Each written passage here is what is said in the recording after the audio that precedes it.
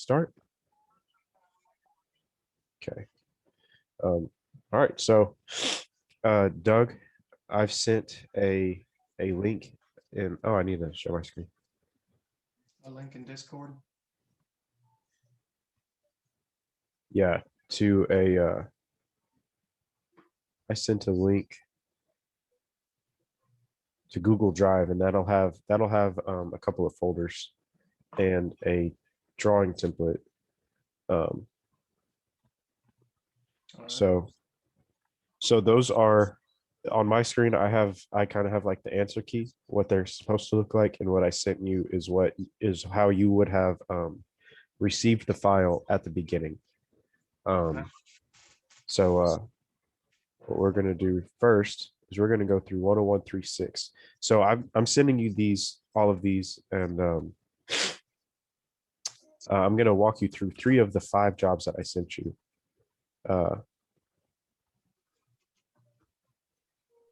Now, since I don't have dual screens, I'm not going to be able to switch back and forth or look at what you're doing as well as look at the template at the same time. Just FYI. Okay. Why do you need to look at the template? I don't need to. I was just saying, like, in the event that you wanted us to kind of do something alongside with you. No, I don't expect y'all to work along with me. No. Okay. Okay. So first thing that I'm going to do is save the template that I sent to y'all. So y'all would have opened up this and this and used this drawing and its blank nature to save it in the job in the DWG folder. After that, I'm going to go and pull up my information. I'm going to see this is my address.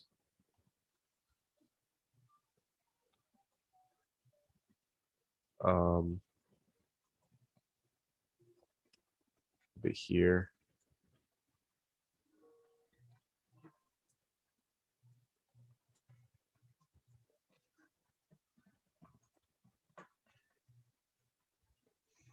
Put my address, and this is to make sure I'm familiar with the area. So okay, I'm blank lot. Going to pull up my sketch from my field work. This is what the surveyor went out and got. Can I confirm that I'm a blank lot?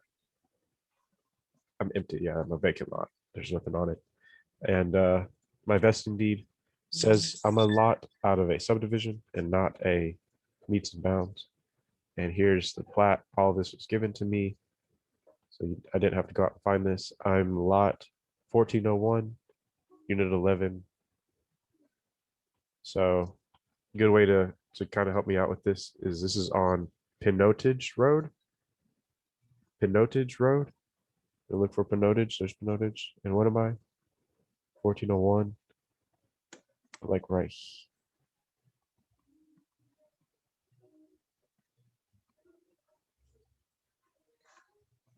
That's on sheet 3.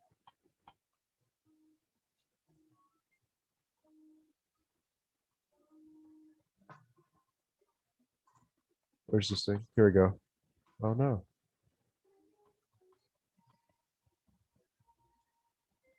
Where's this lot?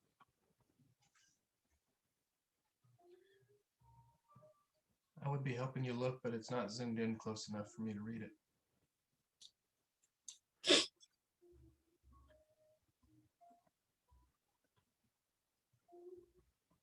$14.01. There it is.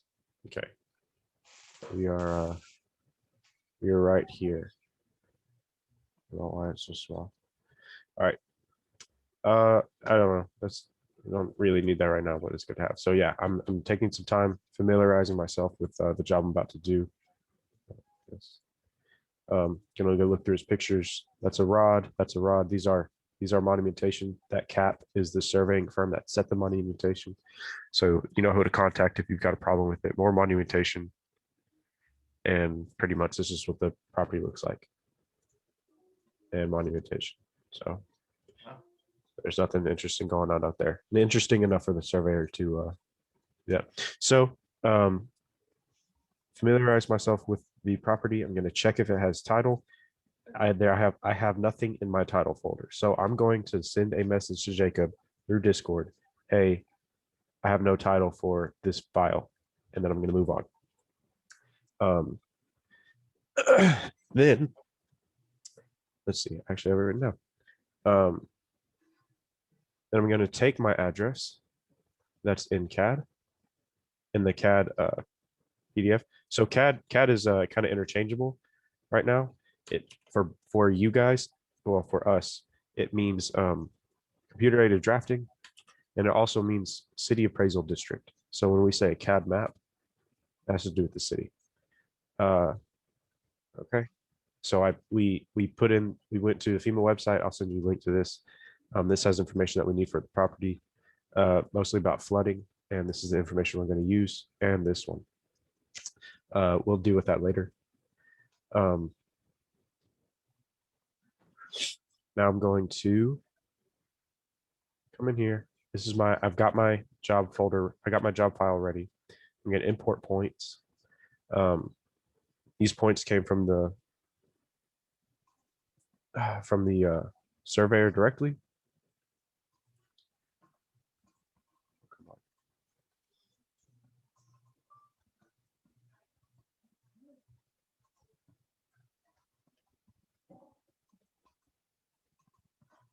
There you go.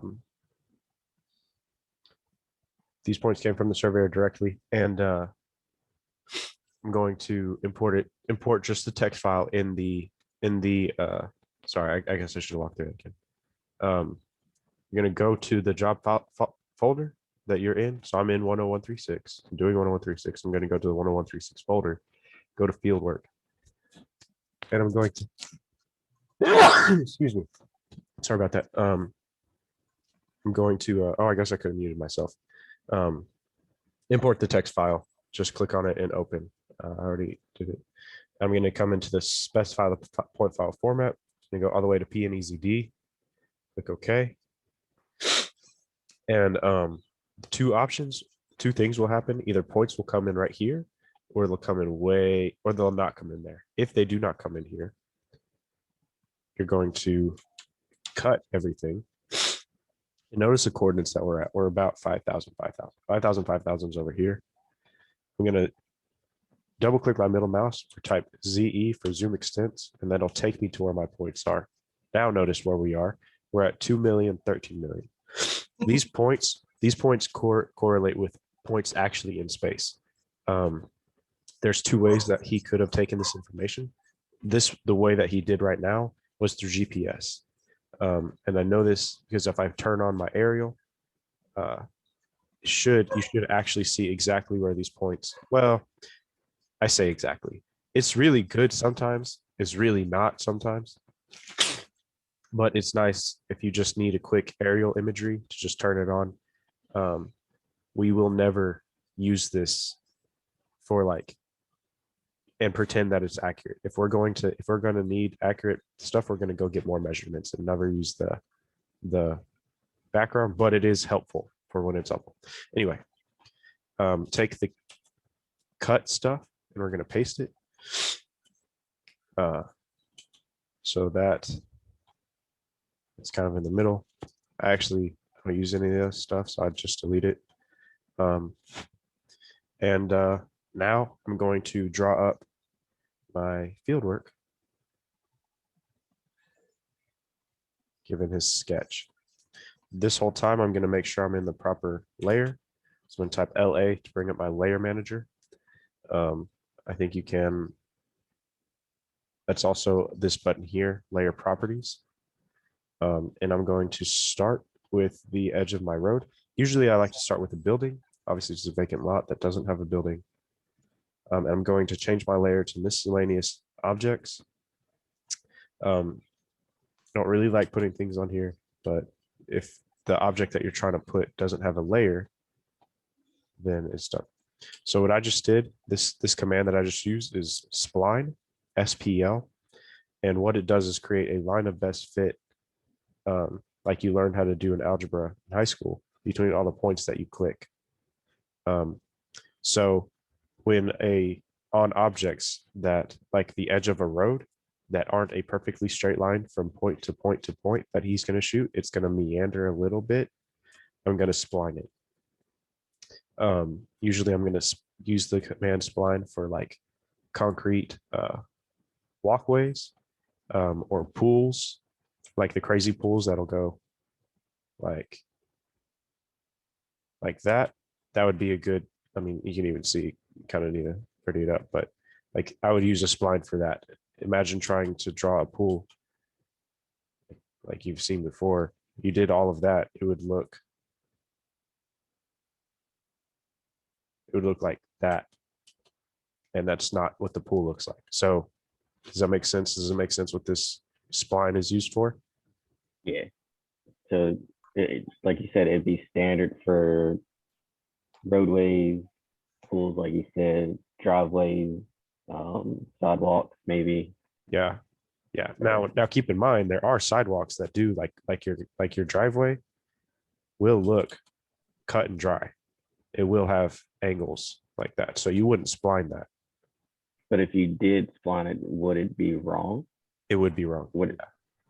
Okay. Because your driveway doesn't do that. Okay, that's fair. Right. What's the code for the spline? SPL. You can type spline, but I like typing as little as I have to. So SPL. And if you ever are confused about the command that I'm typing, you can pause and rewind and look at my command bar. Actually, I can just turn this on. There you go. So SPL, you can see what I'm typing here. I do type really fast, and it is nature to me now. So if I used a command, if you're not sure what command I just used, let me know. Okay, so moving on. I'm going to go through. Excuse me. I skipped a step. I'm going to look at my points real quick, make sure that I know what all I've got here. We use point codes because when the surveyors are out there, they have to type in every single point that they're going to use. So they don't want to have to type out water meter every single time if they can just type W. So we'll have a standard list of what all these mean.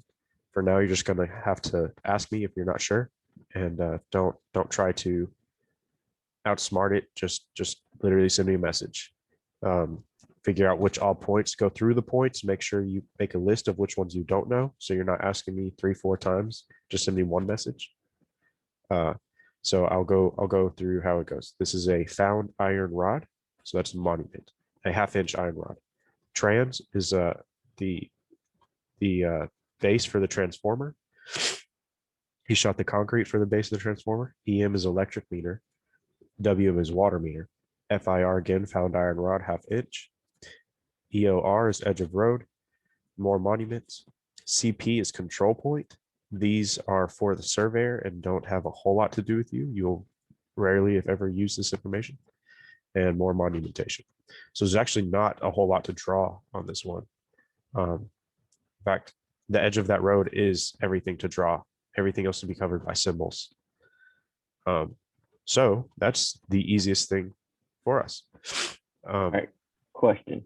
On that last page you went to, this might be jumping ahead, but on one of the videos that you sent me, you said that the elevation always needs to be set to 0. Is that something that you would do here or no? So you should, yes. What I have in the template makes it to where snap Z. So let's see if I can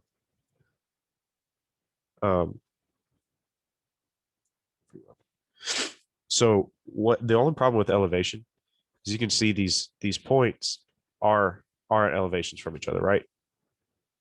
So you can see some are higher than others and whatnot. Is that clear? Yeah. Okay. So what happens is I'm going to go to top now, and I'm going to draw. So this is what I'm drawing here. What I'm drawing right now on this side will be the side view. If I've got a point here and a point here, but those 2 points are here and here looking from a bird's eye view from the top, drawing a line here, call it 10 feet. Those would be 10 feet in the XY plane, but drawing a line from them and including the Z elevation, they will have this difference, right? So although the difference between them going in the XY plane is 10 feet, you're adding about a foot of difference and making that line longer. Does that make sense? So the distance from 9 to 17, distance from the edge of the road to this found iron rod. What's happening?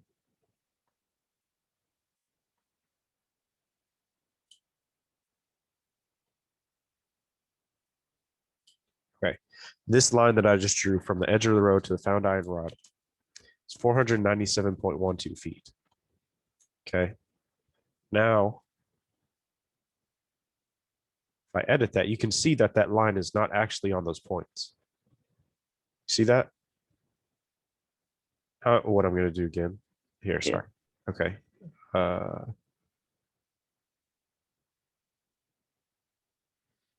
I'm going to set OSNAP Z to 0. Okay. And this is what happens when you set when OSNAP Z changes. Something will tell you, hey, you need to put it back. So now I'm going to do it from the actual point to the point with OSNAP Z on. And this, now you'll see the difference. So the line that I drew with OSNAP Z on goes from point to point. And that line itself includes the elevation difference. I should have done it to one of these. So one more second. Just like that one. Okay. So and this one here. Spending too much time on this for sure. Sorry. Okay. We've got these lines are the same. They went from the same point to point. This one is drawn at 0 elevation. It's all the way there at the bottom. Whereas this one, you can see when you look at it from the side, goes from all the way up here to all the way down here, right? So this one is longer because it now has to travel also in the Z direction, in the elevation direction. So this line has a length of 406.94, whereas this one has a length of 399.49. Do you see what I'm saying? Yeah. Okay. So that's why we don't like elevation, because it'll mess with our distances sometimes when all we actually care about is our XY distance and we do not care about our Z distance. Okay. So you can go through all of your jobs, Control A, edit, and make it 0. But as long as that dialog box isn't up, you should not have problems. So anyway, so right now I'm going to then I'm going to send this to y'all too. So I have opened the sketched and found the property. I've now drawn in my template, and I'm going to draw in the field. I already drew in the field work. Now I'm going to draw in record information. So record information means drawing up my property. We said I'm right here. Anytime you're going to draw something new, you need to make sure you're on the right property. I mean, you're on the right layer. This layer that I'm going to draw my boundary in, my property boundary, is in the boundary layer.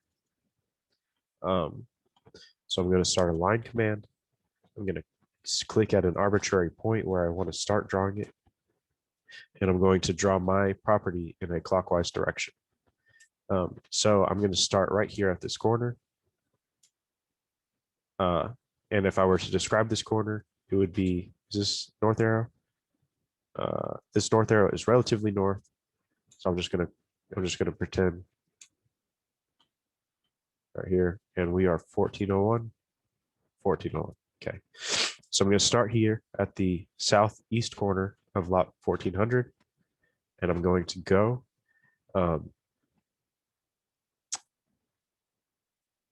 so let me draw this up real quick, and then I'll explain what I'm doing.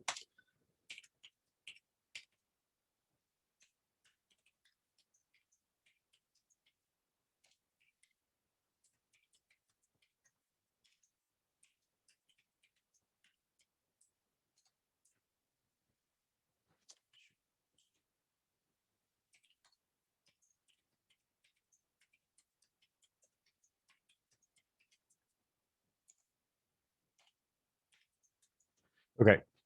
I messed something up because I went too fast, but we've got a,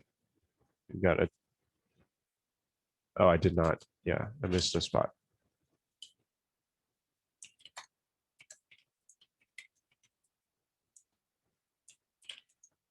Okay. I know you have no, Doug, you have no idea what I just did there, but that's okay. I'm going to explain now. Okay. So you can see how this is my lot being 1401, right? Does that make sense?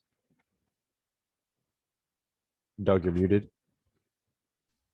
It does. Okay. Yeah, you can leave yourself unmuted. You're fine.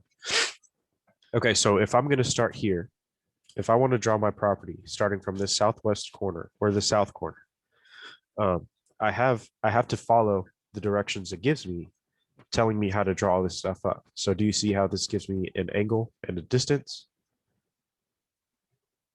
Okay. Right? That this is what this is. South 50 degrees, 51 minutes, 44 seconds. East, 365.22 feet. That makes sense? Okay. So if I'm going to start right here at its south corner, and I go, can I get to this point by going southeast? No, because that point's in the northwest. That points in the northwest. So what I actually have to do is go northwest, that exact same thing, because you can describe this line both ways. You can describe it going southeast, or you can describe it going northwest. Does that make sense? Yep. Okay. So you do have to use your brain a little bit when building it to make sure you're going in the right direction. Because this will not always be built for you to build this specific lot. This is presented just so you can build it, period. So to use the command to build it, you're actually going to have to know what's going on a little bit. So imagine you've got your corners. You've got your quadrants. This being north, south, west, and east.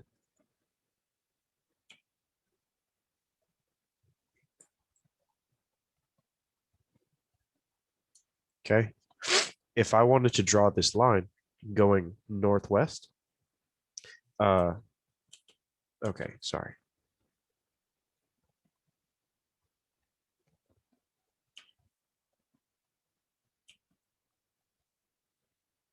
The command that I'm going to use requires me to put in the quadrant that I want to go in. Okay. So I'm going to start a line command, click on the starting point, and type in apostrophe BD, which means bearing distance. So I'm going to create this line starting from this point. I'm going to tell it where to go using bearing distances and hit enter. First thing it's going to ask me is specify my quadrant. This is what the quadrants are. So if I'm going to go northwest, which being northwest, I'm going to go to quadrant 4. So I'm going to type 4, hit enter. I'm going to specify my bearing, 50 degrees, 51 minutes, 44 seconds. That's going to be 50.5144.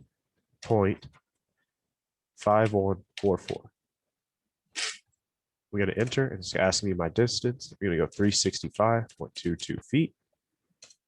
And now it will have made a line with those specific, with this data, and I'm going to be able to start the whole process over again uh, from where this left off. But I'm starting it from here, So we're gonna how this command thinks now is we're gonna move it back here. So we're starting from here. So I'm gonna go back and where that command left off is where we are picking up now. So I'm gonna go southwest. So I'm gonna go, so this southwest entry right here means I'm actually gonna go northeast. So the first quadrant, 46.0217, a distance of 124.07. Make sense? Yep. Okay, so we're gonna do it again. 146.0217. We're building this line right here, this little one from this point to this point. It is 16.95 feet. Now, some people, anyway, they don't actually. I've never presented it this way, so it doesn't matter. So then you go around building all the properties around you using that. If you need more explanation, let me know. Everybody comfortable with how that works, though? Makes Definitely sense. gonna need to practice it. But Yeah, you're gonna need practice, but it's the concept of it. yeah, the concept. Yeah, it's not hard. No, it's all about surface area. It's what? So it's all about surface area. I can't believe you remember that. All right. So what I have now is my property. And supposedly everything he shot is next to my property. So yeah, you can see this found iron rod being a monument. He found the two that are around the 19. He found this corner. He found my corner. He found this other corner. So he found all of my property corners. Does that make sense? He found monumentation on every point where my lines ended. My lines and or curves ended. So he had found all my monuments. Okay, so all you did after you drew the lot was you just moved the lot and it lined up with the point, correct? Yes, yeah, and so that happened. That happened because I'm on GPS. So, and they did a good job. I'm working on one yesterday where you could draw it and it wasn't GPS, and they did not do a good job setting these rods. So it would not happen like this. It actually looks like that a little bit because they just do not know what they're doing. Okay.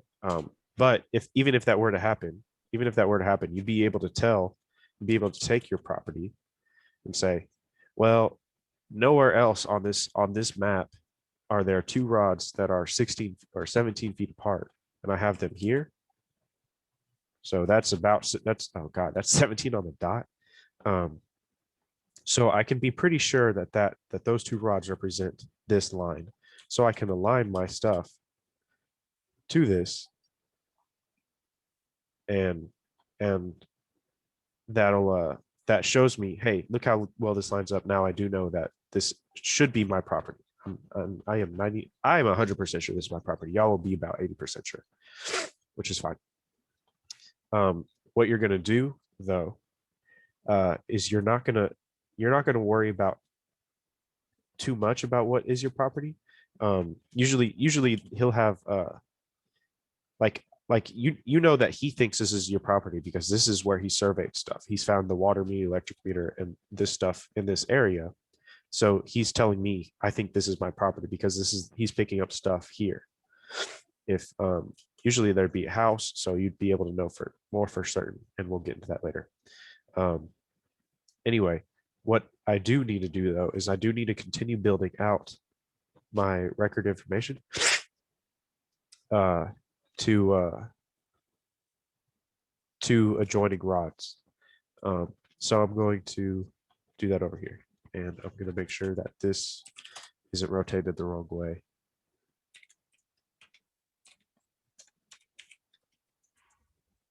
Ignore what I'm doing. This is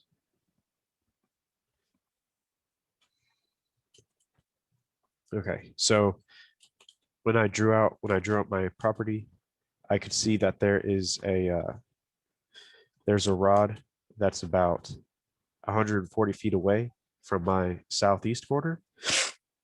So I'm gonna have to build away about 140 feet. Well, look at that.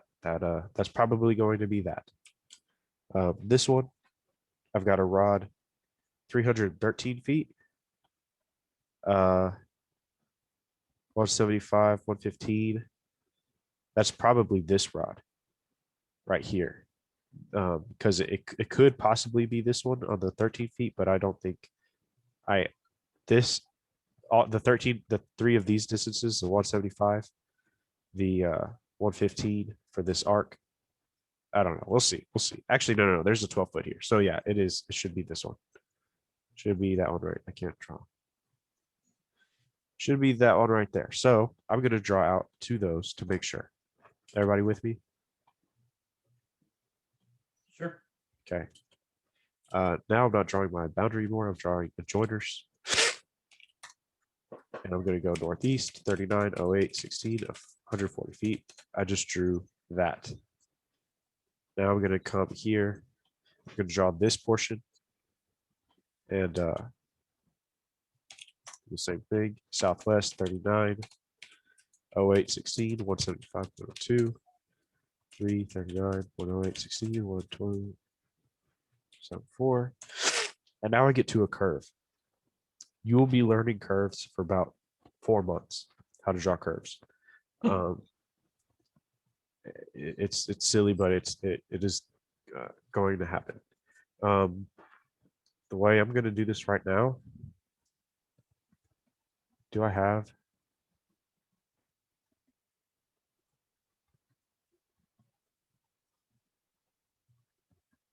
No, I'm just going to do it how I'm going to do it.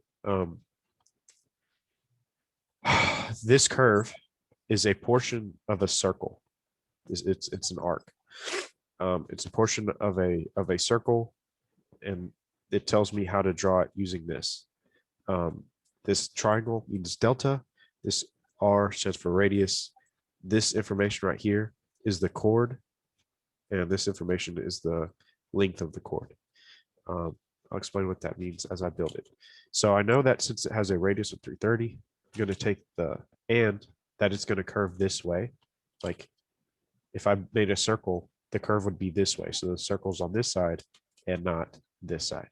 So I'm going to offset a line. So O for offset, a distance of 330 feet, being this radius this way. And I now have this line. I now have this line, a copy of this line, but it's 330 feet away from it. Because the curve is coming off of the south end of it, I'm going to draw a circle from its copy's south end to itself's south end. That way, the curve is tangent to the line at that point. Do you know what tangent means? Does everyone know what? High school trig. So we're coming in hot with the high school trig information. Yeah. So in a circle, the radius is a line from the center of it to any point. So we're actually going to go north. A tangent line is a line that is perpendicular to that line. So it forms a 90-degree angle. A tangent line is a line that's perpendicular to the radius, but only intersects the circle at one point. So the only way a line can intersect a circle at one point is by being tangent to it and being where the radius intersects a circle. Okay, so that's what tangent means. So theoretically, if I cut off the tangent line and the arc, if I cut off the tangent line and the arc at the same point, you will, this is a tangent arc. Okay, so it's going to go from a line smoothly transition to an arc, whereas this is not a smooth transition. See how this is not tangent? Because you can see an edge. Yep. Okay, so that's a non-tangent arc. So in this case here, I'm building a tangent arc. So I can do Right. it. So tangent is for us or for a fifth grader. A tangent line is a smooth transition. A tangent line is, yeah, a smooth transition or a pretty curve. A non-tangent, not a tangent line, a tangent curve. A tangent curve is a smooth and or pretty curve. A Okay. non-tangent curve is an ugly one that has an edge like that. These don't happen a lot, but they happen. That makes sense. Okay, so I'm making a tangent curve here. And the way to do that, I'll start over, as I'm going to offset the distance of the radius so that I can build my circle so that it's tangent here. So what I did was I actually created the radius where the radius starts and ends. So I have my radius and I already have my tangent line. So this is perpendicular to that at that point. I'm going to trim off my circle because circles act a little funny. I'm gonna do that. And I'm going to then copy my radius. And I'm just going to enter through so that it makes a duplicate on top of itself. I am then going to rotate that radius around the center of it. If I'm going counterclockwise, that's a positive angle. I'm going counterclockwise. If I'm going clockwise, that is a negative angle. So because my curve, if you look at the end of my radius, that's going to end up being over here. If you look at the end of it, because my curve is going to go this way, say that's a positive angle because that's counterclockwise, and I'm going to go an angle of this delta angle right here. So that distance or that angle is 19 degrees, 58 minutes, 07 seconds.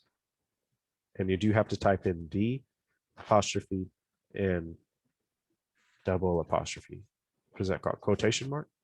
Anyway, you do have to type that in and hit enter, and that'll give you that angle. I will use these two. I will start the trim command. I'll probably have to set your computer up so that it actually works like mine. But I will use these two objects to trim the arc there. So I now have a curve being a part of a circle defined by the information given to me there. So it should have an arc length of 115.1.01 feet, 115.01 feet. You can't actually see the angle in the properties. And that curve is right. Just take my word for it. So how do you quickly? How do you pull up that window again? I forgot. Control-1. Right. And then so Control-1 is the properties window. You click on an object, and it'll bring up the properties for that object. Okay. I close it because it does actually slow the drawing down to just have it open all the time, but don't worry about it. So I'm going to now make a block. So as you can see, all of my objects in here are independent, and I can click on all of them individually. If I want to work with all of these objects at the same time and not move them around independently, I'm going to make a block. So I'm going to type in a block command. I'm going to name this block plat because this is coming from my plat. I'm going to select all of my objects. Hit OK. I'm going to tell it where I want to grab it from. I messed up. I'm going to tell it where I want it to grab it from, and I'll tell it somewhere in the middle of there. So now what it just did is it created an object based off all of those things. And remember when I said I told it where I want to grab it from and I clicked, this is where I clicked. So now I can move around this object. So now my drawing sees all of this stuff in here as one single thing. So now I can use it and rotate it and do whatever I want with it. And it all works together. Does that make sense? Yep. Okay. So now, like I said, I wasn't sure where this rod was. So now I'm going to go check to make sure that I built out far enough. I'm going to place this on mine. and I did not build out far enough. So to ungroup these things, I'm going to type X to explode. I'm going to click on the object, and now it returns it to its former glory and all of its different parts. So I'm going to build out this one more 13.22 feet. Now that doesn't have a bearing next to it, but I can figure out its bearing by knowing that it has the same, if unspecified, it has the same bearing as the line that it's continuing from. So that would be a southwest line. So I'm going to do the same thing, start my point command at where I want to start, apostrophe BD, southwest is the third quadrant, 19 degrees, 10 minutes, 9 seconds, 13.22 feet. So now I have this line. I make it purple, even on the same layer that it's supposed to be on, just so I know kind of where all these spots should be. I'm still on the 0. I'm going to block it again. Now what's happening is I'm going to name it again plat. I'm going to select all my stuff. And it's going to ask me, it's going to tell me I'm redefining it. So when I made it before, it saved the block as a defined thing that I could use. I'm redefining it right now. And so now because this was a copy of my plat and plat got redefined, this changed when this changed. So now you should be able to see that it goes out towards it. So it makes sense how the file got overwritten and now, okay. So that goes out far enough and you can see like, oh, well, it actually, what happened here, I've changed where I clicked on this. I did not click in the same spot. So don't worry about that too much. That rod goes to it. This is perfect. This is the extent of what I want you guys to do. I don't need y'all to try to make things fit to the property lines. Or to the rods. I want you to drop record, your record information out to my rods. And I will figure out what to do from there. So this is the extent of what you're going to do for this part. Okay.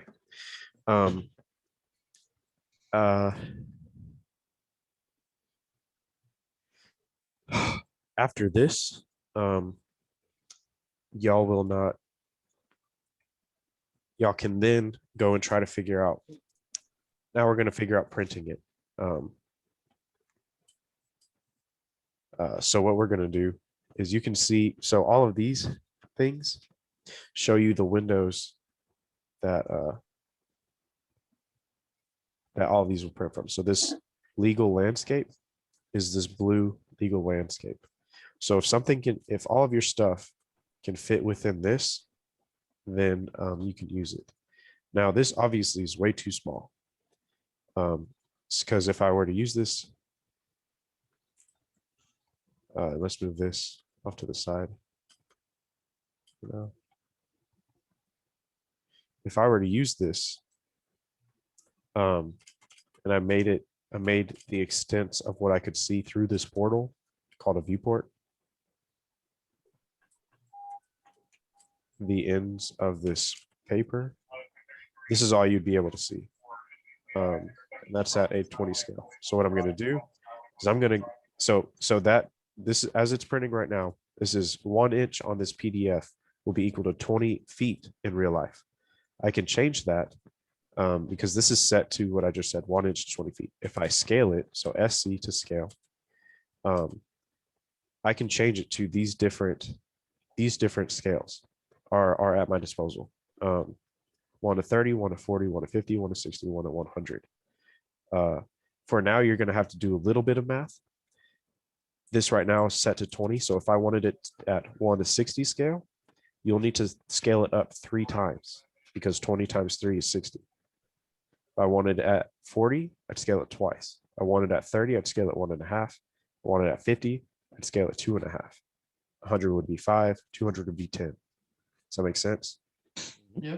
Okay, so I'm going to try out and see if I can fit all this stuff in a scaled box. So I want to try 60 right now. So I'm going to scale this. I'm going to scale this by 3. I can reasonably fit my property in here like that. So I like that. And I can do break lines for this. Actually, So I'm do not all even, that work on the curve and it's not even gonna fit. it's not going to fit, but I'm going to be able to show it still through not cheating, but cheating. So now I have this. I'm going to do a zoom W for window. I'm going to specify the corners of the window that I want to zoom to being the end of this and the end of this. And now it's there. This has to be changed to 1 to 60. I'm going to lock my thing. So now I can't pan around. If it isn't locked, I can pan around and that messes up my window. So I'm going to lock it so I can't. There's that. Now what's going to happen is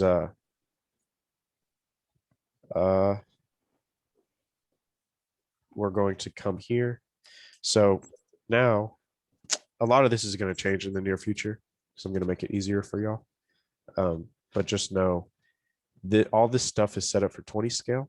Now that we're at 60 scale, we're going to scale this up by 3, like we did the viewport. And now everything, because if I take this, It'd be too small. yeah, it'd be incredibly too small. So I put that there versus what it's actually supposed to look like. That's the difference. See that? Oh, Mhm. okay. So that's the point of scaling.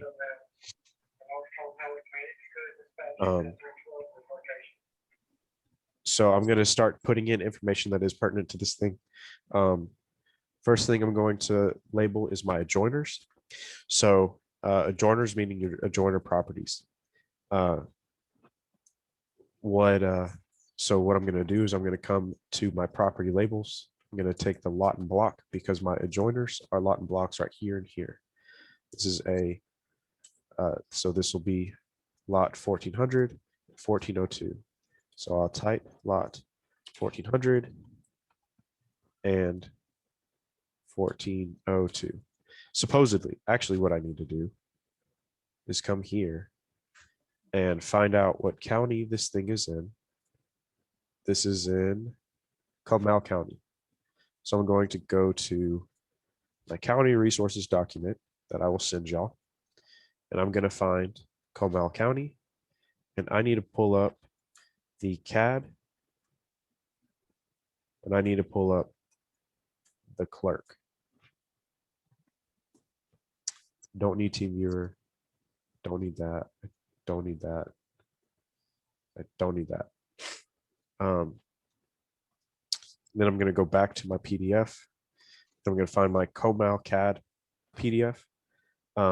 This is the city appraisal district's information on my property, and it defines my property as property ID number 393983. 393983. So I'm going to search for property number 393383. And it should, please, dear God, please. Am I crazy? It was 393983. That's what it was. I'm just going to copy and paste it. Stop trying to be fancy. There you go. When you put it in correctly, it'll take you to your lot. So I actually do have to check to make sure that my adjoiners are lots and not something crazy. Because sometimes people will buy up like multiple lots and then they'll turn the 3 properties into 1. So you would have to specify that. But for now, these are all independent, so everything looks like it should. So I can label that 1400 and 1402. I'm going to then, what you can do, you want to be, you're going to find sheet 5 because we also need to find out everything that's touching me, so that I have to find out what's going on behind me. So I'm going to go to sheet 5. That's going to be to the east of Merlot. Okay. Merlot? That's Merlot. It's Merlot or you're fired. So this is this sheet 5?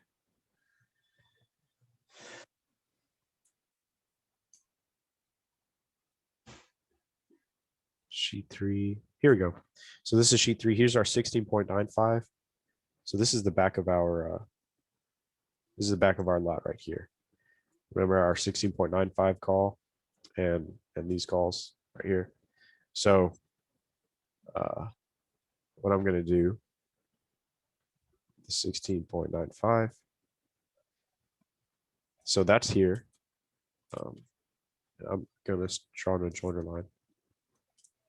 That adjoiner kind of looks like that. And this adjoiner kind of looks like that. And this adjoiner, these are supposedly lines just coming off of my property. So I'm going to put these here. And I'm going to put, I'll just do the same thing. These lines, no one really cares about because these aren't going to actually show anything other than this is just somebody else's property line, right? So these don't have to be incredibly accurate because we're not building to real world information. This is literally just a line representing the end of this lot and the start of this lot and the end of that lot and the start of this one and that one. So it's not like a crazy deal. And actually this isn't even a line right there because that's the 16.95. Does that make sense? So although it doesn't have to be accurate, I'm not going to draw it like that because my sideline doesn't do that. This is the back of my lot right here. So everybody, that makes sense? So what I'm going to do is just make it even.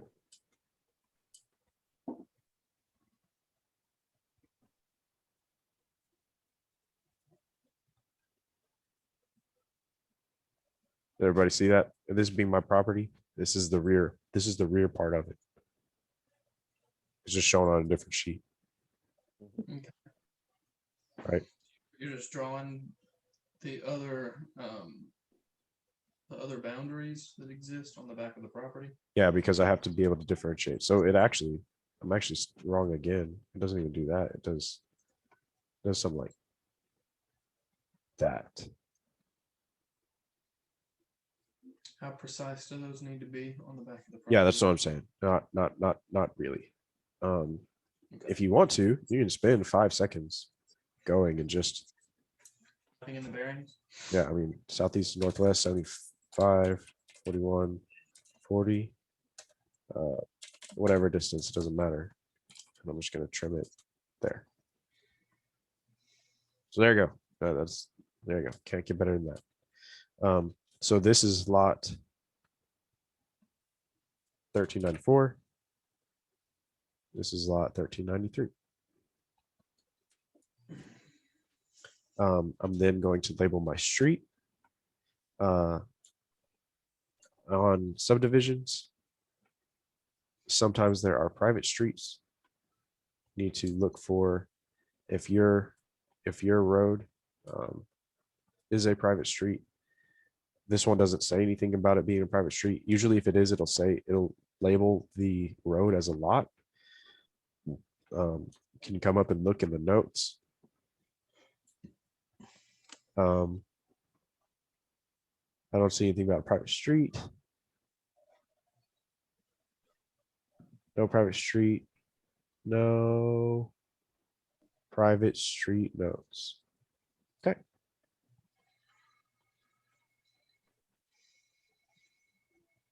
So since there's not a private street, I'm going to grab the public street right of way label. Go over here. And my street name is Pinotage. I'm going to check right here.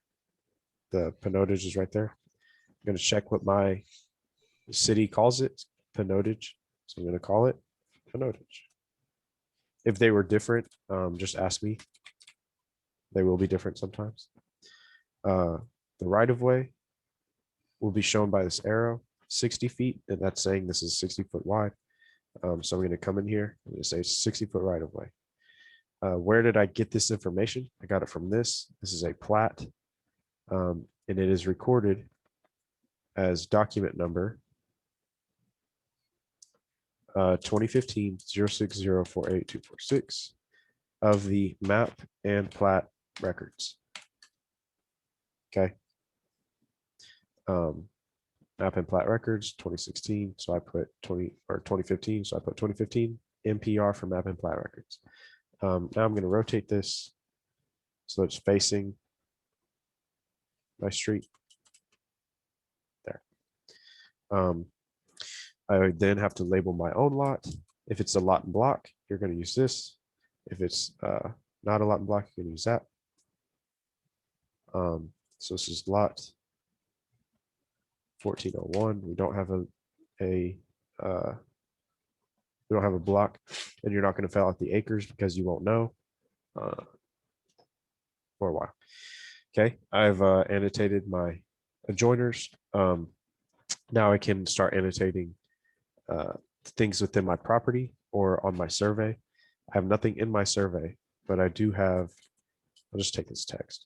I do have a edge of road. You know what? Yeah, that's fine. T orient stands for text orient. What I will do is I will use it to specify which text I'm going to orient, and it will rotate the text to read along the line that I tell it. So I want it to be faced with my road. So it did that. Okay. Very useful. Other things that's going on in my property. Now I do have the water meter, the electric meter, and the transformer that's there. I have nothing going on in the back. And let's make sure he didn't specify we had anything in our sketch. We have nothing. No, we have nothing in our sketch. So I'm going to grab the water meter symbol. He had an electric meter symbol and a transformer symbol. I'm going to grab those and I'm going to put it in our legend, and the transformer symbol end up over here. And I grabbed those using the copy command in case you didn't notice. And I'm going to place them roughly where they are. So if I place them on their point, if you need the points to be smaller so you can read them, you can come in to change it. I place them where they're at. I would go here. This water meter would go here. This transformer would, this is the concrete pad where it's at. So it's actually in the middle of this, right? There's not 3 transformers.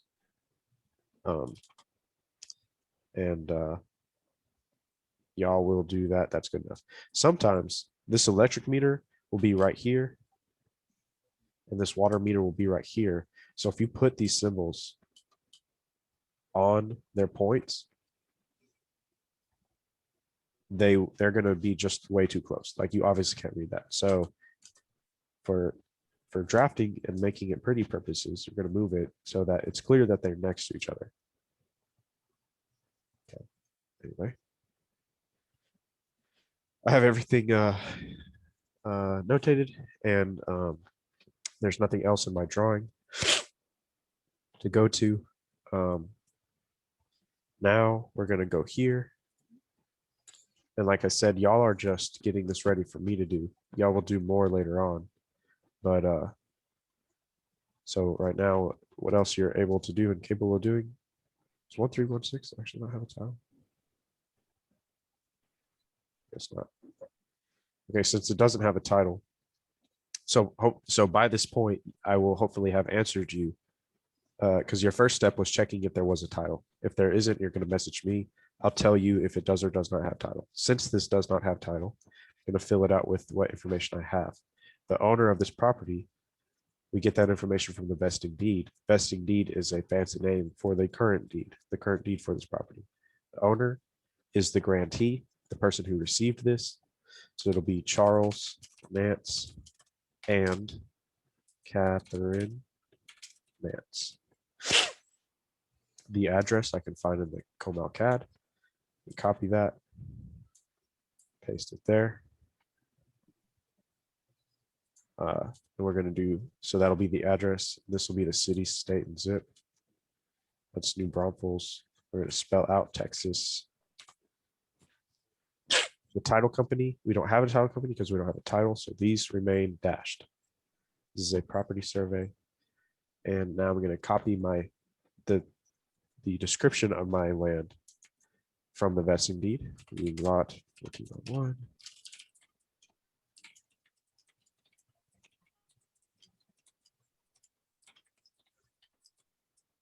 Why couldn't you just copy all that and paste it versus typing This it is out? this is a scanned document that doesn't have. Okay. Yeah. You can. If you do that, though, you are going to have to make sure to keep the formatting of the text box itself. So you're going to paste under. You're going to paste under the text that was in there originally, hmm and then do a match properties to it. I'm gonna go to the bathroom real fast. I'll be right back. Okay.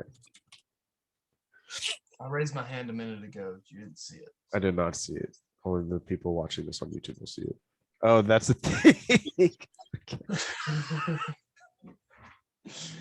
All right. Gonna continue filling this out. So this is job number. You're just gonna put 10136. The crew. Can I just pause the recording actually? Yeah, I can pause mine. I can pause the share. I don't know how to. Where did you pause the recording? Mine is just at the bottom. Pause recording. Okay. We're back on. So yeah, you're going to then fill in the job number. For you, it's just going to be the job number I send you, 10136. The crew you'll get from I guess I closed it. The field work, your sketch. Usually they put in the same spot, usually across the top. D Daniel will be DD, and I'll send you a list of what all their names are. The date is the date that the survey was taken. So it's actually the date on there. So March, April, May, June 6, 21, 21. The boundary, you'll put JC. I'll actually fix this for y'all. John, you put your own initials. Oh, shoot. I'm actually JNC. I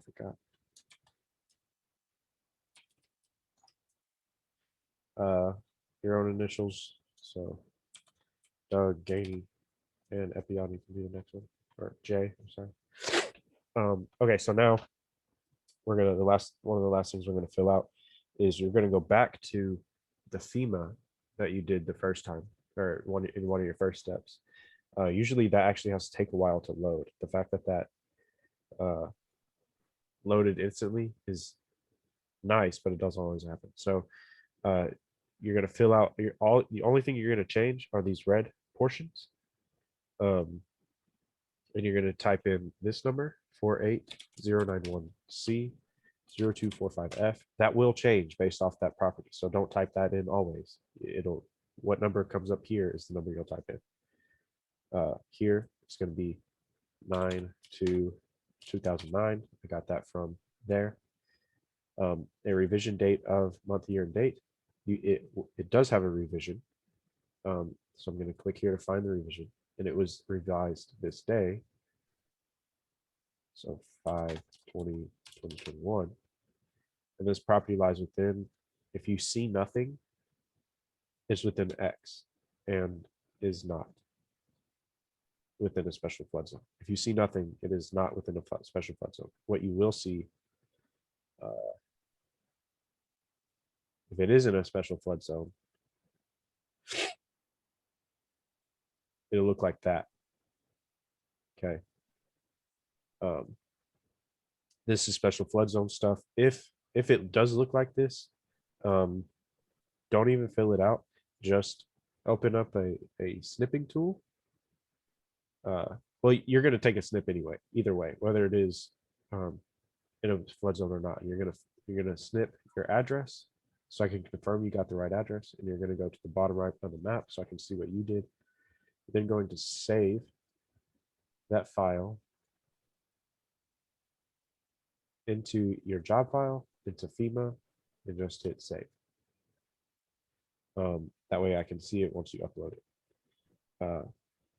Obviously yours isn't going to look like this because that is not your address. This is the address. This is what it'll look like. So okay. So that is what your file should look like.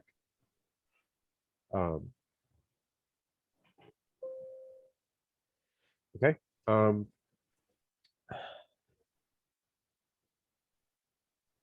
Everything else, after all that is done, we're going to check. We're going to check the plat to see what it has on it.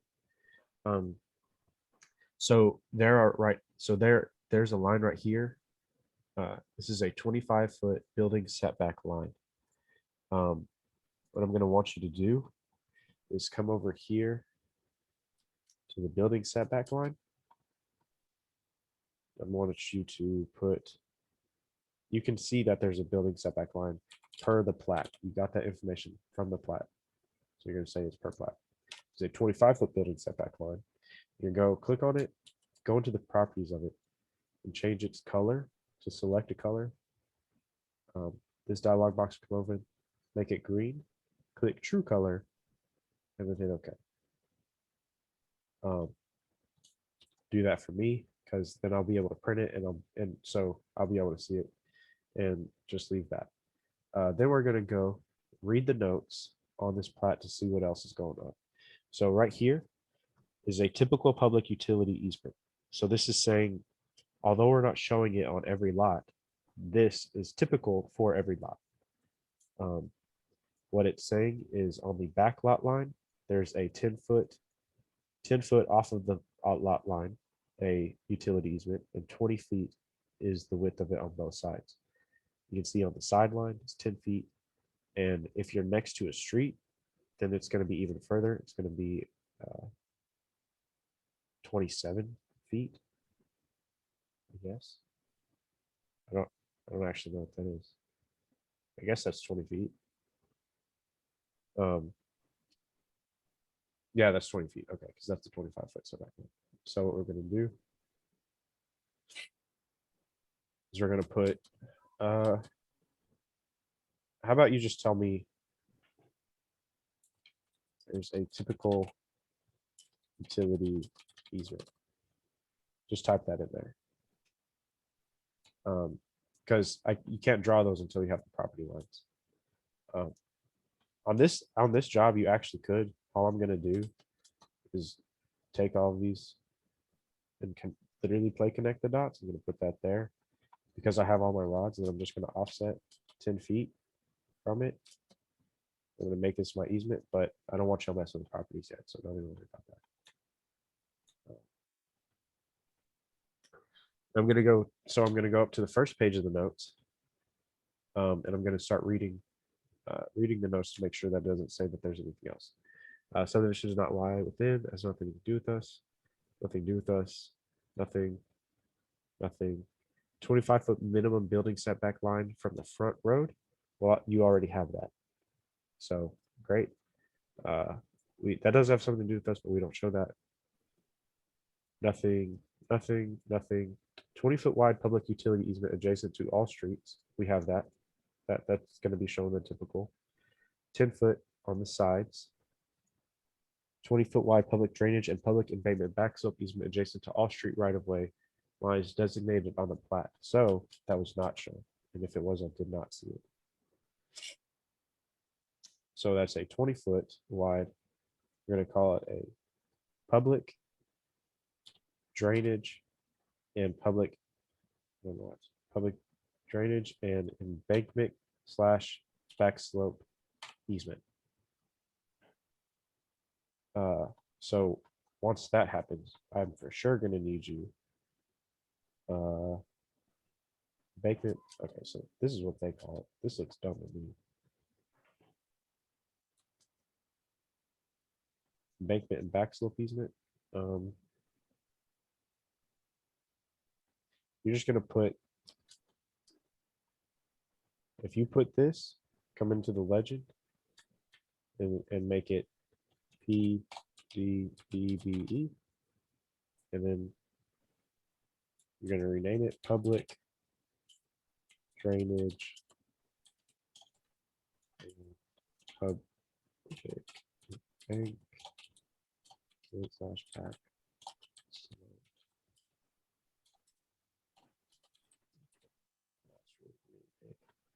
Um, that's good enough. I'll do, if I don't like that, I'll do something with it. Does that make sense? We went and found that there is an easement. So you're going to tell me that there's an easement so I can show it. You're going to label it because I'm going to put this label when I have my 20-foot easement. I'm going to take this label and fix it so it's not green. It's what it's supposed to be. And I'm going to put it on my easement.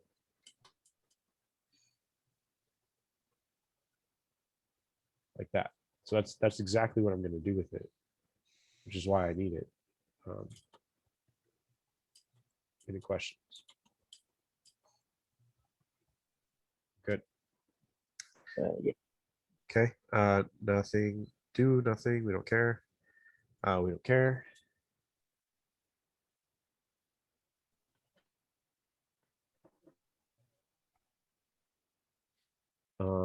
We're good. Okay, so just because I saw it, I want to show you. We didn't have to use a line table.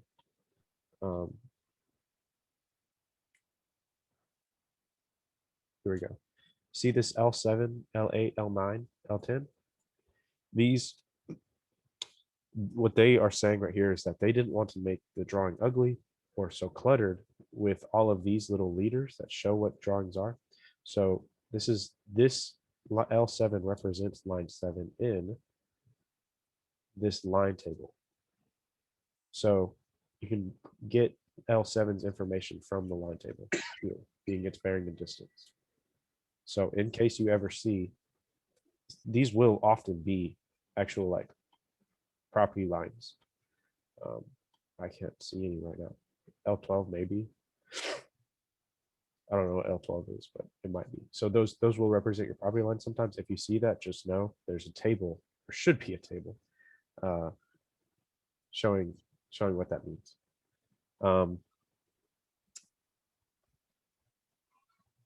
For this job, that will have been all that I'm going to need you to do.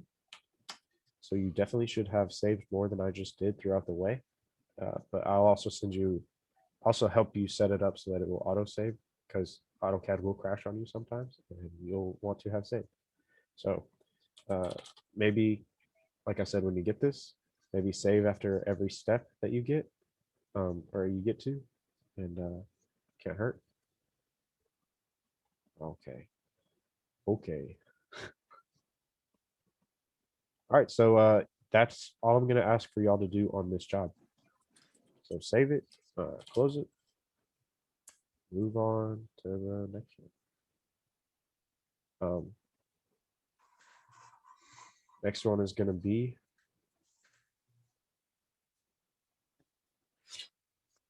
(102:30). We're going to be here. I'm going to start a new drawing. The new drawing is based off of my template. Just because I start a new drawing doesn't mean it's saved in the right place. I'm going to Control-Shift-S. Go to my proper folder, being P30, TWG, name it 102:30. Great, I have it. Let's get out of that. I don't need that. I don't need that. Okay, let's familiarize myself with what's going on.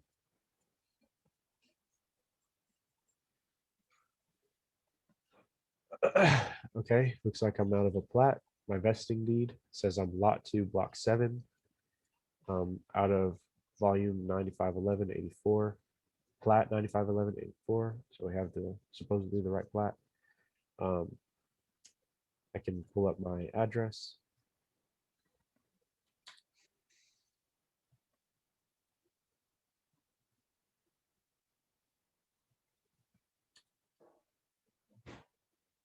You know what? I'm sorry.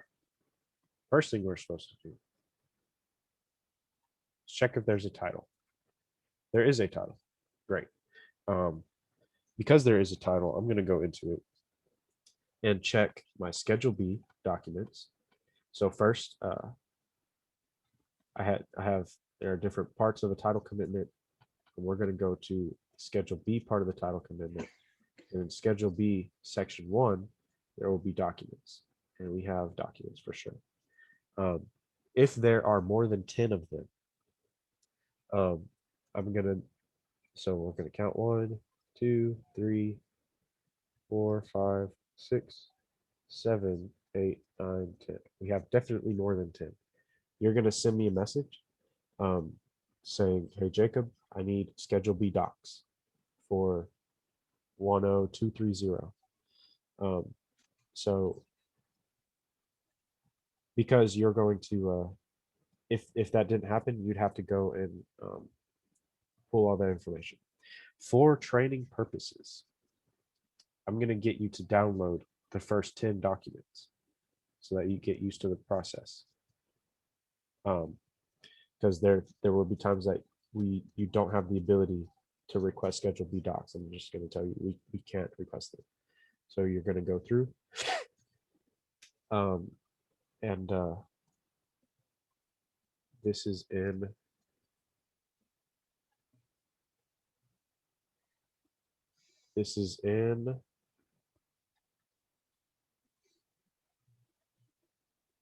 Bear County.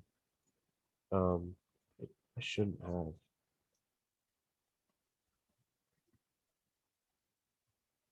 I don't have Bear County. I'll put it on here. You're gonna go to Bear County CAD. You're gonna go to Bear County Clerk. So Bear County Clerk is where you get official public records. This is how you'll find it. This one specifically, you'll type in 9511, page 84. That didn't come up.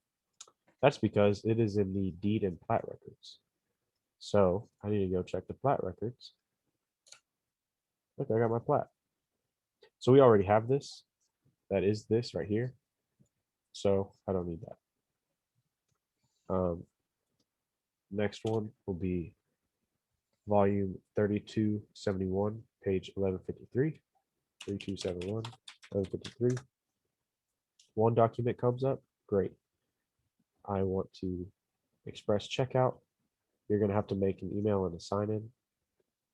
Possibly it will be very worth making a work email so you don't have all this stuff going to your spam or your own email or whatever. Place your order. This is all going to be free. Well, for Bear County it will be. Anything that isn't free, I'm going to give you a login and you'll do it on the company's account. Download PDF, and you're going to go to 10230, your PDFs, and you're going to rename it 3271-1153. That is the volume and page of this document. Save it. Actually, and you are not going to care what's in it for the first while. Let's throw in there another check. Make sure you confirm you actually downloaded 3271-113, 3271-1153, 3271-1153. You will fat finger or mess up documents, so just make sure you have the right one. 3272-412, 3272-412. Good. Add to cart, express, place, download, put in the folder. We got 3272-412. Check it. 3272-412. It will not always be in the same place like that. But make sure. We have two that came up.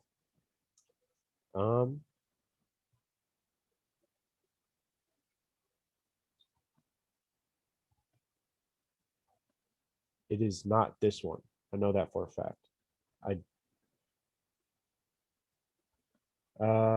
So I knew for a fact it was this one when I first looked at it. I'm trying to figure out how to tell y'all. Maybe the best way is this will say book, volume, and page. Uh, the way these things are recorded, um, this is in a filing cabinet called Official Public Records. And so this is Official Public Records, volume 3272, page 447. This is a separate filing cabinet called, I don't know, deed. This deed something. And this is that. I want to look in. This says real property records. It's actually official property records. So I know it's this one. I don't know. If you're confused, just let me know. It's usually going to be, you'll figure it out pretty quick. This is 3272-447. And you're going to do that for the first 10 documents. Either way, whether you requested Schedule B documents or you downloaded them, I need those documents, period. So if they send Schedule B documents, what you'll do is you'll go through all of them and you'll make sure that you go through it and check, is this 3271-115, 3271-1153? That's that one. I don't care if you cross it off. I don't care if you create a text file and just go through it as you need. I'm actually looking at getting the PDF software for you guys to make this process a little easier. So for now, however you need to do to keep track of this stuff, go ahead. I honestly, I just cross it off. If you don't even have the software, you can just take a snip, which this is included with Microsoft. Just take a snip of it and then draw on it as you go, kind of thing. There's plenty. Y'all are smart guys. Y'all can figure it out. And you'll continue doing that for the first 10 documents. You will reach problems. Bearcat is one of the easiest ones to look for. Sometimes it won't be in here. Sometimes the person typing this in will have typed in the wrong thing. I can't answer all questions because I don't even know what all problems y'all are going to run up against. I can't answer all of them now. I can tell you how to handle them once they come up. So pulling up documents is a very important part of this job, and it will change per county that you're in, what the process is going to look like. So getting y'all accustomed to doing it is necessary. So although it may seem tedious, it is good to have a good practice in. Anyway, let's say you've got all of your first 10 documents in. I don't want all my stuff to go in. Now you're going to go into your FEMA. You're going to do all of it again. You got your CAD to get your address. You're going to get your FEMA. Yeah. Is this the right one?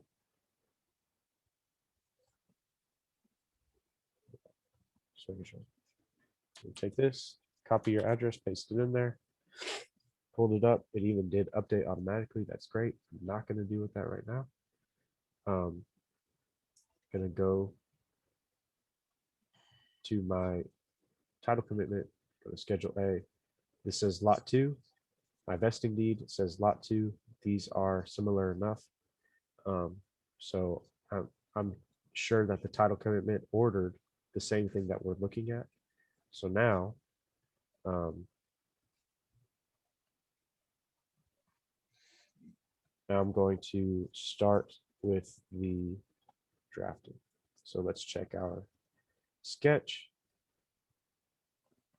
Look at our sketch. We got a house, we got a driveway, walkway to some covered concrete. Pavers, it means like a paved walkway or something. Concrete in the middle of it. You got a shed, telephone pedestal, transformer pad, another telephone pedestal, water meter, probably an electric meter and an AC. And this means there's another house nearby. These lines with dashes going through them, that means a wood fence. He said we got a brick wall in the back. So, and all these numbers he's got are his point numbers. So when we bring in his points, we'll see all that. We'll look through his pictures. Okay. I don't know why he's taking a picture of it. driveway like that, like whatever. There's the shed and the wood fence and the house. There's a telephone pedestal and a transformer. He's probably showing how crappy it looks back there. So if he doesn't, if the shot is blown, we know why. Another telephone pedestal with a fence and a brick wall in the back. There's the pavers and the concrete.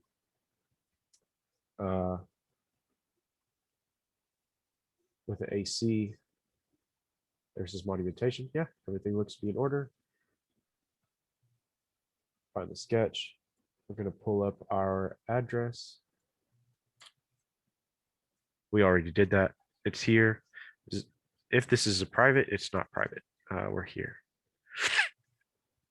If it is a private subdivision, Google Maps might not actually be able to drive through it to get us street view. So it's nice when we have it. If we don't, we don't. So now I'm going to import my points. I'm familiar with my process now. I mean, with my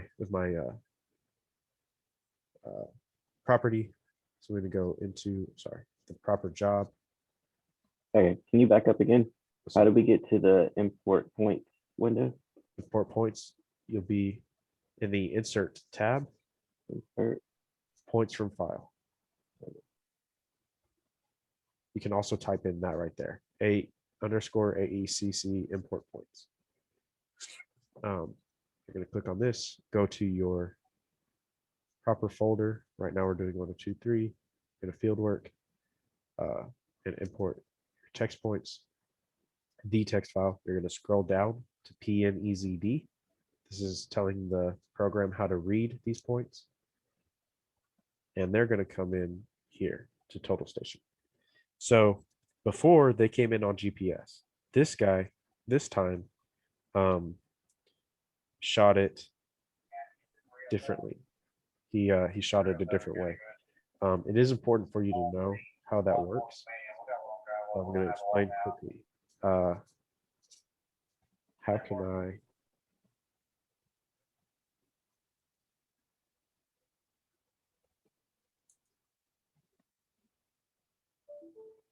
I'm going to pause the recording because this might take a second. Through the power of technology, we have found his house in GPS where his house actually is in space. So I'm going to maximize this, and his house is right here. Move all this stuff. It doesn't matter actually. Well, nah. Okay. So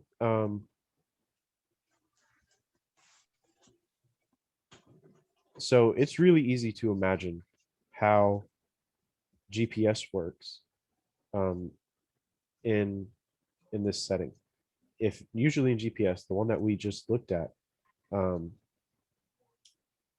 person is going to go around with a stick with a GPS module connected to it, and he's just going to go put it on top of something, and he's gonna tell it record this point, and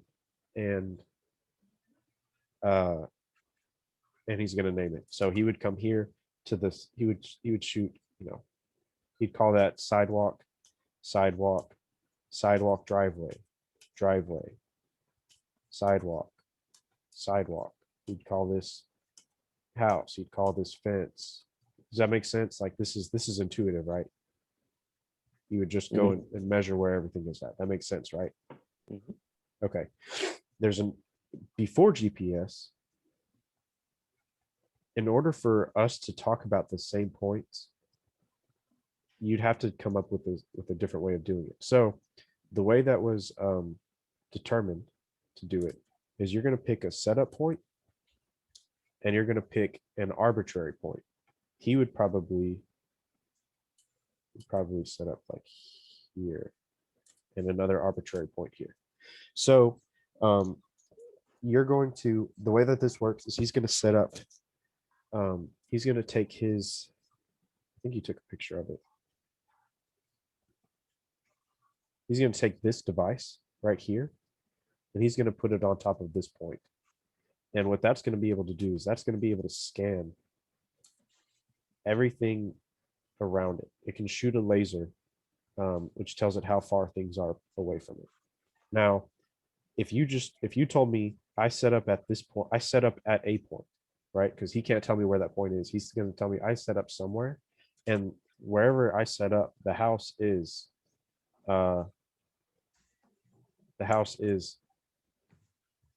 30 feet away from it. That doesn't help me, right? Because what I actually have is he set up a point somewhere, and the house is 30 feet away from it. So that doesn't help me. So what he's going to do is he's going to say, I set up somewhere, and I took another shot somewhere else. So ideally, he's shooting a point in the backyard along the fence, so that he can actually see it. So he's saying there's a point that exists 108 feet away from me. So okay, so you start at a point, and there's a point that's 108 feet away from you.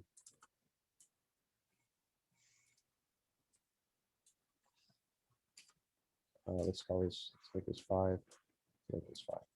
Okay. So there's a point 108 feet away. You started somewhere, and I can put this somewhere anywhere, but where that started, there's a point that's 108 feet away from me. Great. Now, if we call the line from where I set up north, if we just pretend that that's north, I can tell you where everything is based off an angle from that. So if he wants to shoot this house here, take this information, he's going to say that the distance from here to here is that, but he can tell me then if you measure from the line that I called north, this angle, and then go this distance, you can make that shot. So we're going to pretend, like I said, we're going to pretend that this is north, and we're now going to line this so that you're measuring from his point and you're aligning what was north. And now this is where that house would be. Does that make sense in the slightest?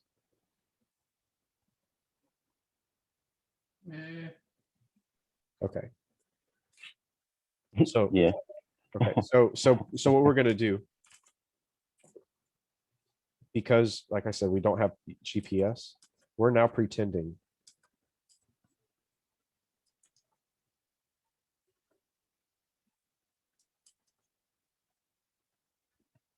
that this is what the world looks like. He pretended that he shot north. And if you go from an angle from north and a distance from north, I can then give you points based off of what would be north. Okay, so I can give you that. Well, not that point. I can give you that point. I can give you that point. I can give you this data. I can give you that data. I can give you that data. I can give you that data. So he does all that. I can then take his data, draw a line that goes north. Well,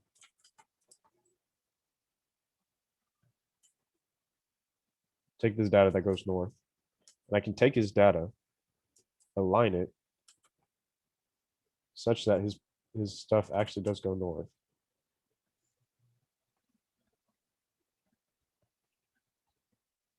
And now I have actually like where all his stuff is. I can build out the house would look like that kind of. Right, that's the data I need. So if that doesn't make sense, then it's okay. But just so you know,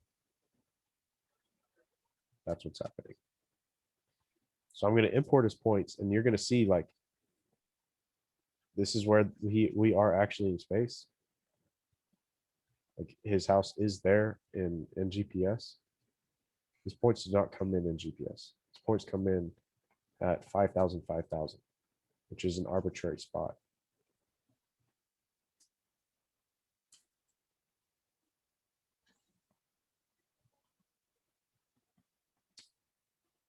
So anyway, what we're gonna do now is just start drawing things.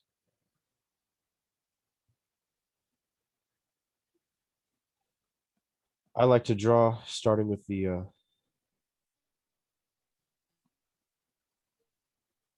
house first. Make the points a little smaller so I can read them. Okay. Like starting with the house first. So I'm going to go to my layer, my building layer. And it actually looks like he shot all the corners of the house. Yeah, he might have. Let's try this out. So we're going to start a line. We're going to start, we're going to draw by point numbers. So we're going to draw lines using point numbers. So I'm going to type apostrophe P in. And what point number do I want to start at? I want to start at 17. I'm just picking 17 because I want to. I'm then going to go to 18 because I want to draw a line from 17 to 18, from 18 to 32, 32 to 33, 33 to 19, and so on and so forth. That makes sense? Tell me if that doesn't make sense. I'm going to stop asking because I feel like y'all get that. So when you do apostrophe PN, it automatically knows that, okay, there's a point 17, there's a point at 18, and it'll automatically draw that line for you. Yeah. Okay. So I just clicked enter from 17 to 18. Now I'm at 18. I'm going to go to 32, 33, 19. And just because it's not showing it doesn't mean it's not drawing it. It does it sometimes. I really don't know why it doesn't do it all the time. But just so you know, like you can see, I stopped at 19. Now I'm going to go to 20. And then follow along with the sketch. I'm going to go to 21, 22, 23, 24, 25, 26, 45, 44, 43, 55. I guess I didn't even go 30 to 55, 39, and then back to 17. I'm not going to draw to that. And I want to make sure, yeah, I did skip one. Skipped one right here. So I have my house drawn because he shot it. So yay. There are other buildings, house corner 2. You can see that he shot that. So I'm going to draw. I could do PM. I could also just draw from it. I'm going to draw a 5-foot offset. So an offset is I'm going to take a line. So O for offset. I'm going to take a line and I'm going to create one that's parallel to it a certain amount of feet away. I'm going to make it 5 feet. And I'm going to show that the house does like that. So this is another house, and I didn't shoot the rest of it, so I'm not going to show where that goes. But that's what how did you know it was a 5-foot offset? I don't. I'm I'm just choosing 5 feet. Okay. Because I need to be able to represent that a building is there. You know, right. Not drawing these. That's not clear what that is. Once I draw that, you can see like, I mean, to me that's more clear that it's a building. But you'll get more versed. We have another building. We have a shed here. Now he only shot 3 corners of a shed. So we have to be able to find out where that 4th corner is because he shows us that there's a 4th corner. So I'm just going to copy the lines. I'm going to RO for rotate all of the lines. I'm going to type west, which just means 180 degrees. And I'm going to move these back. So now we have a 4-cornered building. So there we go. Do we have any other building? We have another house corner here, and we have a house corner here. Is that the neighbor's house? Yeah, it's neighbor's house. Okay. So this is probably a small lot subdivision or a 0. Yeah, look at that rod right there. The house, the wall of the house is supposed to signify the property line. Sometimes these things actually go over, very often they go over. And you have then built your house on somebody else's property. So that's the whole point of what we're trying to show about. Okay, anyway. Now I've built I built all my buildings, got the neighbor, mine, neighbor, shed. There's no more buildings. Again, I like to start with the buildings because it's easier to build things off of it afterwards. Now we're going to go to the concrete and build the concrete. We make these even smaller, I guess. And you can see he shot 16 and he's got stuff going here. So I'm going to go from 16 to 15 to, he draws the line past the house. I'm just going to draw the corner. I don't know what's going on there. He shows 14 being at this corner, but he doesn't give me a shot where they connect. So I'm just going to make it pretty, make it perpendicular to it. 14 to 13. And this is he says 3.0 conch. That's a 3 foot wide concrete walk.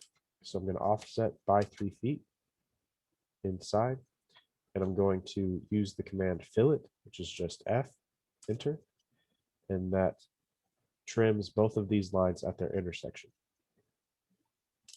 Then I'm going to go from his shot 12 to 13.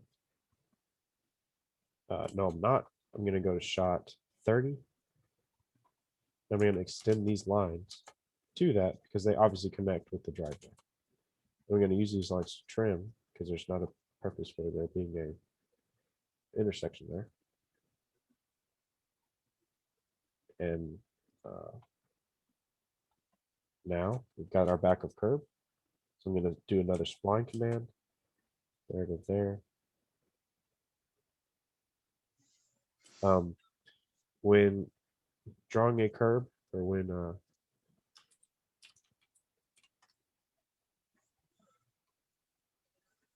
they shoot a curb, this is, oh my God, this is what they're shooting right here, where it says 1/2 inch R. That's where they shoot. That's the back of curb. We also need to show the face of curb being that. So if you remember, like a curb and gutter, that's what's along the road. You know what a curb is? This is where the water flows. You needed to show where that is. So we're going to offset by 0.8. It's not actually 0.8, but it makes it prettier because it's far enough that it's not cramped. And anyway, we're going to offset 0.8.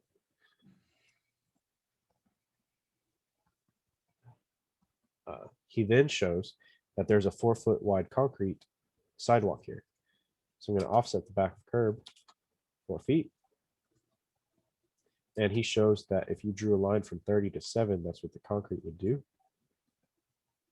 And from 8 to 10 to 11. Now that's close enough. This one went past, and I'm going to trim that, make it prettier. And I'm going to trim off this because all of this is concrete and there's no reason to partition it. Now I partitioned it here, right, from this concrete to this concrete because this is covered concrete. So because it's covered, I'm going to draw an X on it. Well, I don't know about an X, but this is how you denote covered concrete or a covered area. And there, I just made it prettier. Drew all the concrete in the front. Going to come to the back. He's got a concrete square here that he shows from all of these points. I don't know if that's too crammed to read. Going to connect all the concrete and trim it.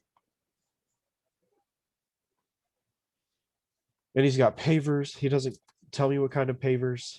These are, we can go look. I think they were brick. Yeah, those are brick pavers. So I'm going to go into my layers. I don't have a brick layer, so I'm going to go into my miscellaneous objects layer. I'm going to draw a line.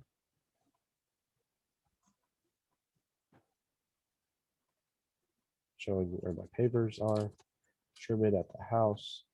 and extend it. EX is for extend. You tell it which line you want to extend to and which line you want to extend. And that makes it just touch it perfectly. Doesn't make it perpendicular, right? It could do like this. I could extend to this line, and it'll just make it longer until it touches it.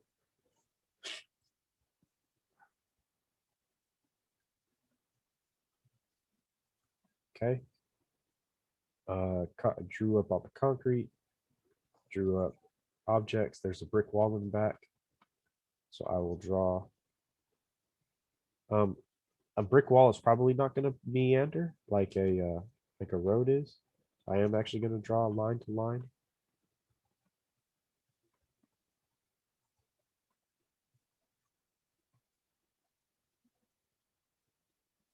It does something funky right there. Unless that's a bad shot. But I'm going to call it good. I'm going to draw the fences. Again, these are wood fences. So I'm going to go to the fence wood layer, double click here to make it active. Just going to draw lines.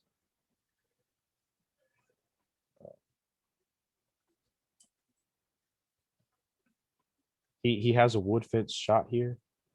I'm going to draw it from the corner of the house. Actually, no, I'm not. I'm going to draw from it. He shot wood fence here, even though he didn't show it.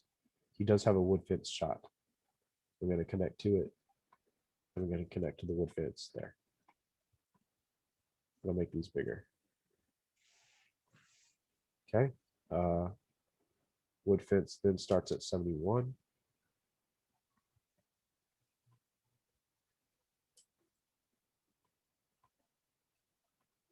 To 65. To the house corner. And there's another wood fence here. And there's nothing else to draw. Everything else will be covered by symbols. So now, Question: when you shot that last wood fence, why did it not go all the way to the shed or past the shed? this is a line type. So it just, although I'm going to draw a line from here to here, the way that this line is displayed is this is a wood fence layer. You can actually have it make the line do certain things along it, right? But there is a line that goes from the start to the end. What it's supposed to look like, because I have Carlson, and I mean I have Civil 3D, and y'all are gonna have Civil 3D.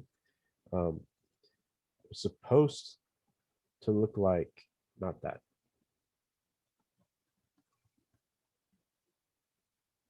It's supposed to look like that, with the dashes through it, like he did in his sketch. See the slashes. His has slashes too. That's what it's supposed to look like, but it's just this because they're using an older program than we are. Ours is going to look different. Does that make sense? Yeah, yeah. I'll just okay. Anyway, so yeah, we have nothing else to draw, although there are other things to put in here. The reason we're not going to take our stuff right now and place it on there is because remember before when we had to scale it first, if I put in the symbol now and then I have to scale it later, it's easier to just scale it first and then place it. So we'll do that in a second though. Now, after we drew the field work, we're then going to draw the record information. Because we did a new step, we're going to save. Now we're going on to record information.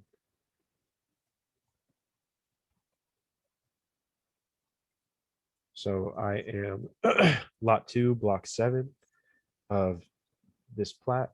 This is my plat. I'm going to go to lot 2, block 7.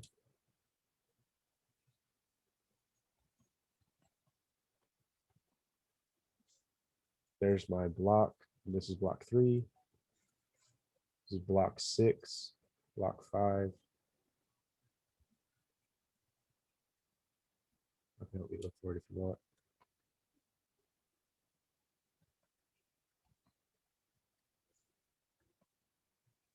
Well, I mean, shoot, yeah, block 7. I knew that. I was like, it has to be that because that's what it looks like.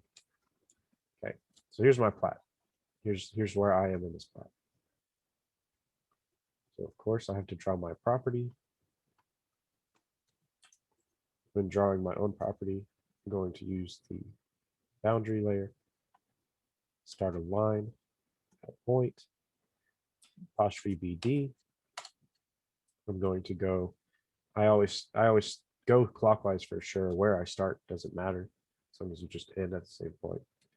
And I'm going to go northwest 27.0256, 140.58 feet. So I started here at the southwest corner. I'm going northwest. I'm going to go around. This takes me to a curve. This takes me to curve 2 right there. So remember when I talked about the line table, now I'm at a curve table. So now I need to go find information for curve 2. I want to build out the rest of my lot before I do that. So I'm going to skip the curve, start at the northeast corner because I want to, but you don't have to do this. I'm going to go, instead of northwest, I'm going to go southeast, 2702, 58, 126.76 feet. And now I have to build this line right here. This line has a distance, but not a bearing. So because presumably this road is parallel and it gives me a bearing here, that tells me that this line and this line are parallel. So I can use that bearing. So instead of northeast, I can go southwest, 62, 5702. This is a 25.98 feet. I got confused because I saw this 24.4, but this 24.4 stands for this portion of this arc. What just happened?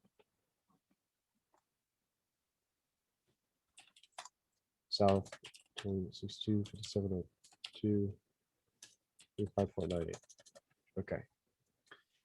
So now in order to build this part, I actually have to build the entirety of curve 38 and then cut out 24.04 out of it. So I need to find, so actually, now that all I have to deal with is the curve tables, I'm going to take a snippet. This is just what I like to do. So I don't have to keep scrolling back and forth. Go find my curve table. Curve table's here. So it actually might just be easier to take a snippet of the curve table.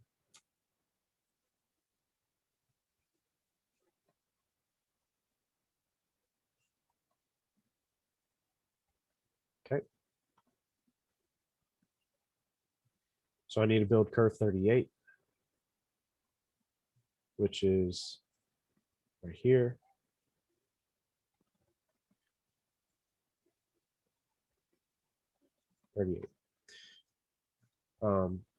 So to do that, I'm going to build have the delta, radius, tangent, and length. I'm going to do it the same way that I did before. I'm going to offset by my radius the direction towards the inner side of my circle. My circle curves to this way, so I'm going to offset that way.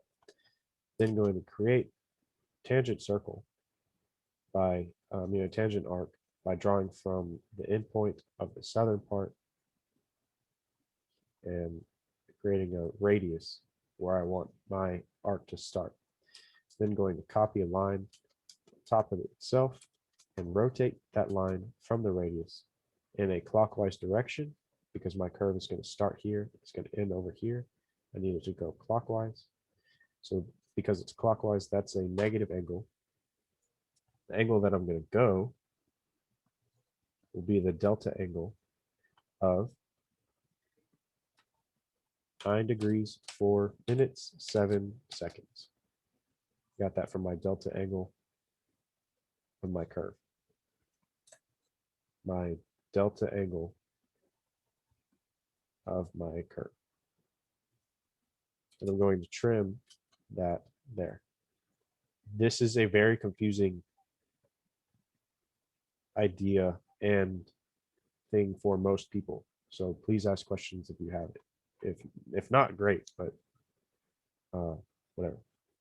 So now I'm going to use a command called break at distance. I'm going to select the curve, and I want to break it at 24.04 feet, and that put me there. So that is the end of my property.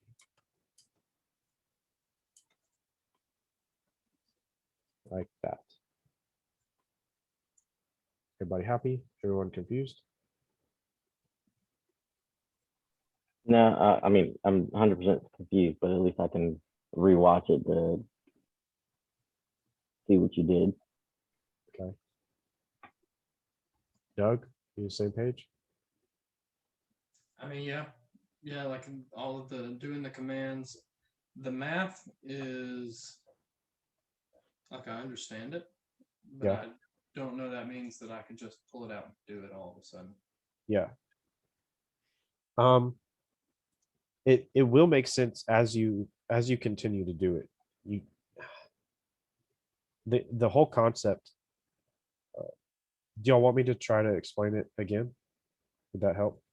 Or should I just I keep mean, like the curvature makes sense, making the curve follow the road and how they have it listed in the deed, or not in the deed, but in the plat? in the plat. Like it makes sense that you're doing that math so that everything you're showing is accurate. Uh-huh. But I think that I'm gonna need to get my hands into the Civil 3D software. Yeah, for sure. Makes sense. And I can show you 3 jobs that I did yesterday where curves have messed up surveyors because they are a little complex. So y'all are very normal for it being confusing. But so anyway, as you build them, you start getting more comfortable with it and start understanding what's happening. So, but now, right now I need to build curve 2 so I can get this portion of my arc. Actually, you know what? I really freaking don't. What I can do is I can actually cheat a little bit. Well, let's see. Do I have rods in my back? I have no monumentation in the back. So for y'all's purposes, y'all don't see any monumentation in my back. Y'all don't have to build out towards it. So I just need a line here that works, or well, a property line that works. Because this is a curve, you can't just draw a line. So what you're going to do is you're going to come up to the home tab, to the draw section, to the arc drop down. You're going to pick start, end, radius. And you're going to build an arc using the start, the end, and the radius. It builds it going left.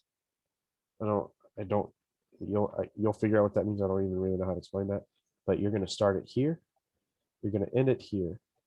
And what you're going to tell it is the radius of the arc that you're going to make. So I can get that radius from the curve table because it's curve 2. That radius is 843 feet. So I'm going to type 843 feet and it just made it for me. Okay. Now what I need to do, this curve, obviously, the center of it is north. Is that clear? The center of that curve is north. I want to make sure that this drew the center of my curve north. So I'm going to draw a line to the center snap by typing C in of this curve. And that is on the north side. So good. Just checking. Now I've built my lot. Now I want to see how much monumentation I have so I can build out to it. I'm going to select all of it. I'm going to move it. I'm just going to hover it around it just so I can see. This rod went out far enough. I need to build, excuse me. I need to build about 104 feet away.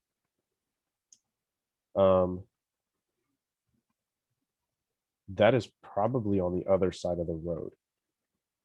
Is it? Am I an idiot? 35 feet? Oh, you're going to ask yourself that all the time too, if you're an idiot. Curve 7 has a radius 15 feet, 35, 15, 50. This is 100 feet away. Something's off. Something's happening right now.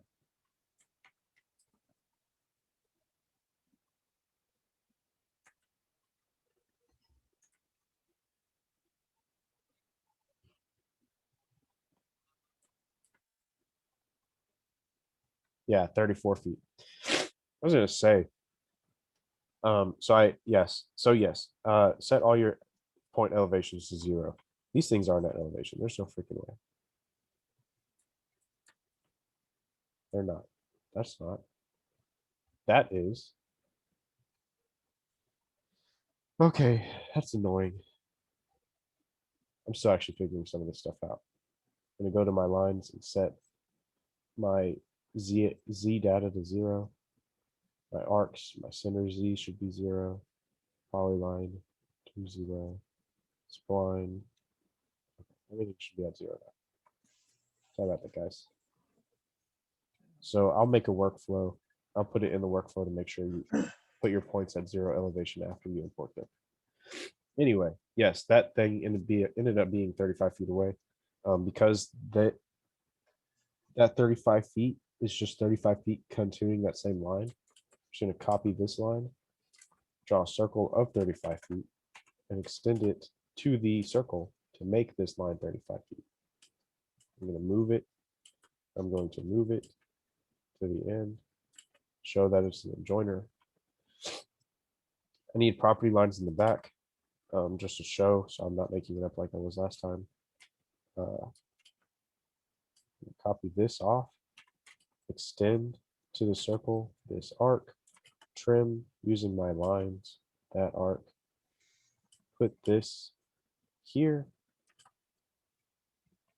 and that's good enough. Everyone good?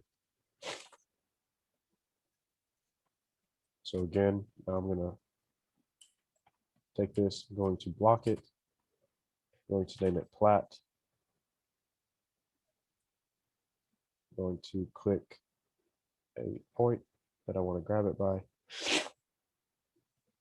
Let this thing freak out for a little bit. Copy it. And paste it onto my rods.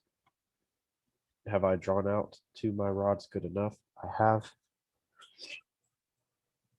And you can see that his points are now not super aligned with GPS.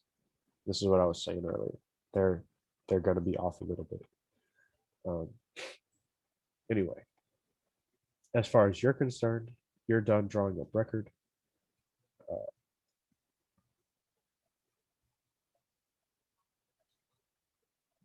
So check our next step.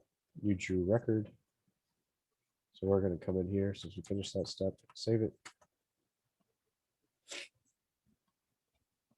And then we're going to figure out a scale for it. So this will go into here. This is a fence line I drew, so that's not actually in the drawing.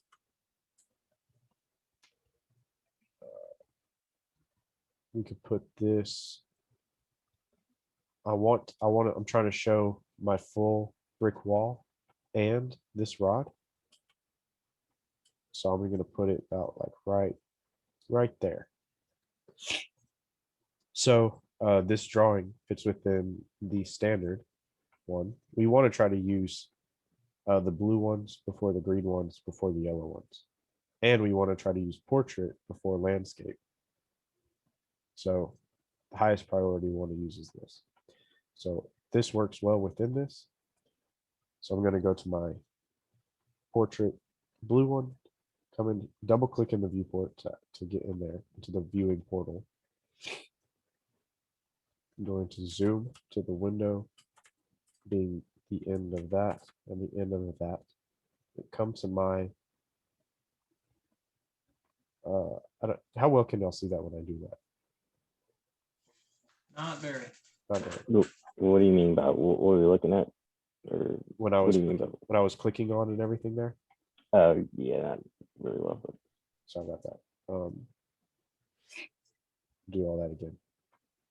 So I'm going to click into my portal. I'm going to double click my middle mouse wheel to zoom extent. So this will show me everything that's in my drawing. I'm going to zoom into what I wanted to be the extents of my PDF. I'm going to type Z for zoom, W for window. I'm going to make a window of what I'm zooming to. Going to make the window of what I'm zooming to the end of this line to the end of that line. Before I do anything else, I'm going to come down to my scale, adjust it to 1 to 20, because that's what I didn't touch it, so it's going to be 1 to 20. We're going to lock it. Okay.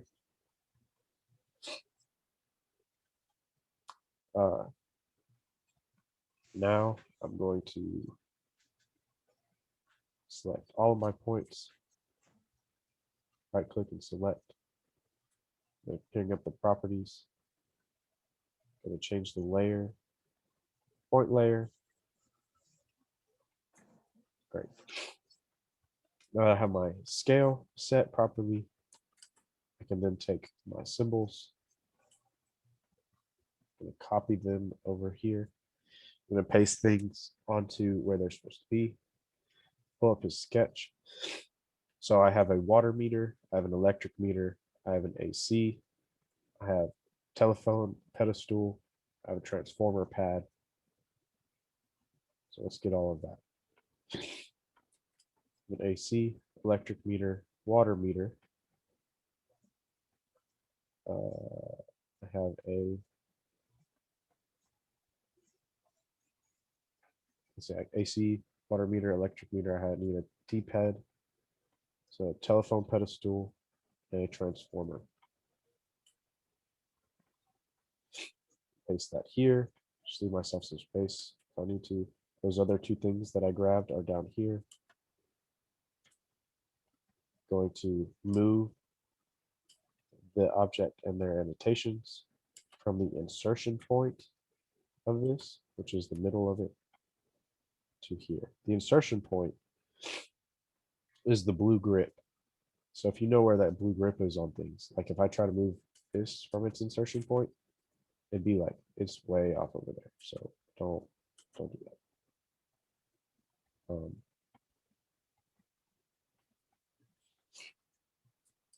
Okay, anyway, let's take this. I'm going to place these things where they need to be. So I have my AC here. I'm going to align my AC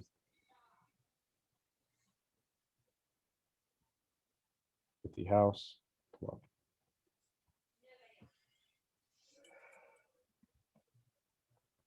Move the electric meter where it's going to be. Again, I'm not going to put it on the point because that looks dumb. My house is running straight through that. My electric meter is on the side of my house. I'm going to take my water meter, put it on my water meter. My telephone pedestal and my transformer pad. Put it there.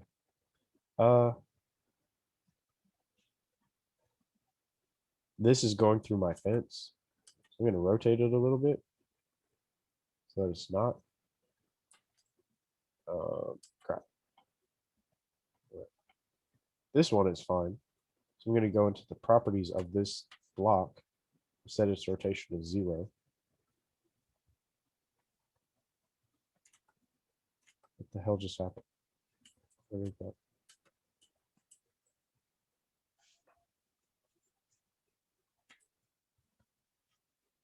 I have actually no idea what's happening. Okay, so I'm just going to not grab that one. Going to grab this one. It's fine. Go on top of it. Got my symbols on it. Now I can. I actually don't like this thing going straight through it, so I'm just going to draw that so I know what everything I'm drawing within.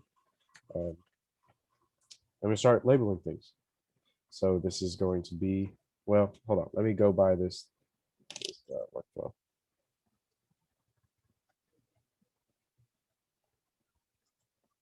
Okay. Yeah. So I'm going to start labeling things. So this would be, I guess I can do concrete drive, concrete walk. We have some brick pavers or brick pavers in here. No. The brick. So that should be that. Got a conc drive. Got a concrete walk. So place it here. To orient, like I showed you earlier, text orient. And I want it oriented that way. I'm going to move the object that I previously selected with P. And I've selected all my objects. I want to move it there. Got brick. Pavers. We've got conch.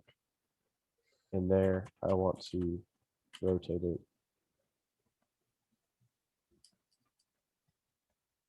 Looks good to me. Fixes concrete drive, so it's in the center and looks better. We've got concrete walk. I don't need to label this. It's obviously concrete. This right here is going to be covered conch. And because I don't want lines going through my text, I'm going to open up the properties for it, go to a background mask, use a background mask as the color of the drawing, and that does that. I cannot do that because that's too big of a background mask. I can just trim these lines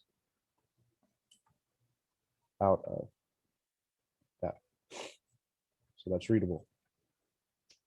We then have a shed, we have concrete, we have nothing really else to label with those labels. We're going to come to our building labels.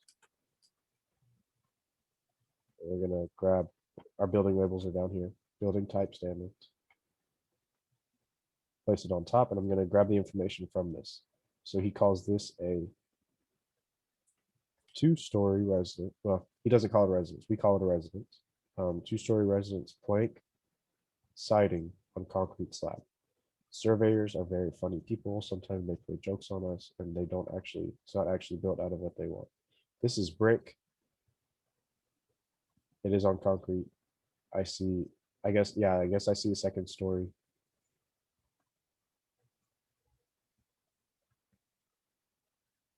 So there's the siding on the back of the house. So it is brick and siding. And it is 2-story. So it's 2-story brick and plank siding. We do slash brick slash plank siding.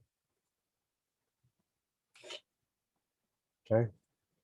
The other building that we have is just a shed.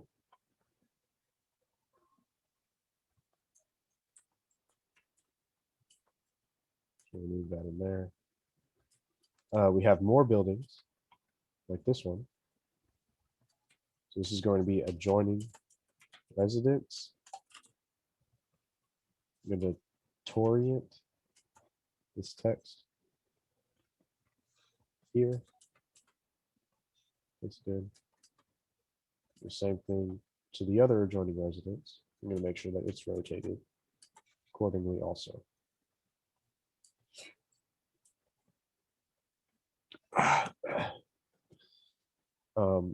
Okay, I'm going to label my adjoiners. Well, do I have everything labeled? I guess I can label this brick wall.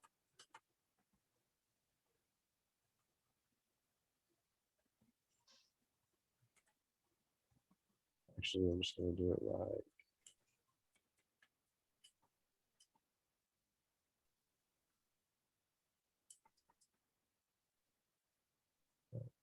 that. And it's good enough for now.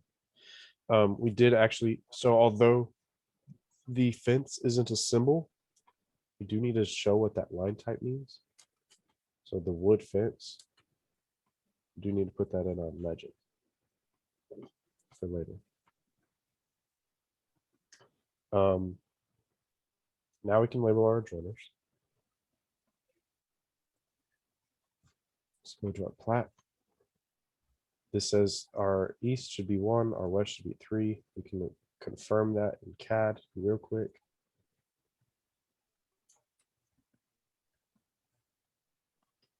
Do our BearCAD property search. Let's do map search.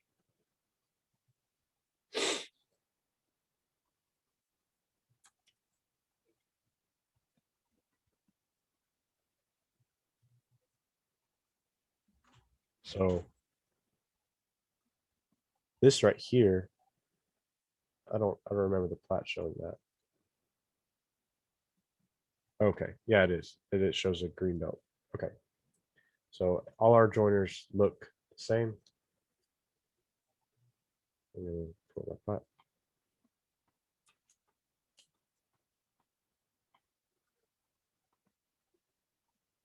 So this would be lot 1, block 8 or 7, and block 7. So we lot 3 and block 7. This would be lot 4, block 7. We're going to specify that it's a green belt.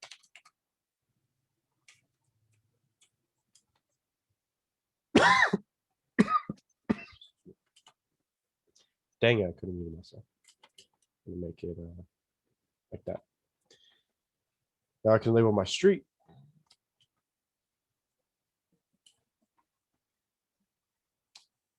I see nothing about a private street. I see private street notes. This is a very standard public street note, actually. So I'm 100% confident this is a public street note. So my plat calls it Rancho Mirage. My CAD calls it Rancho Mirage. So I'm going to call it Rancho Mirage.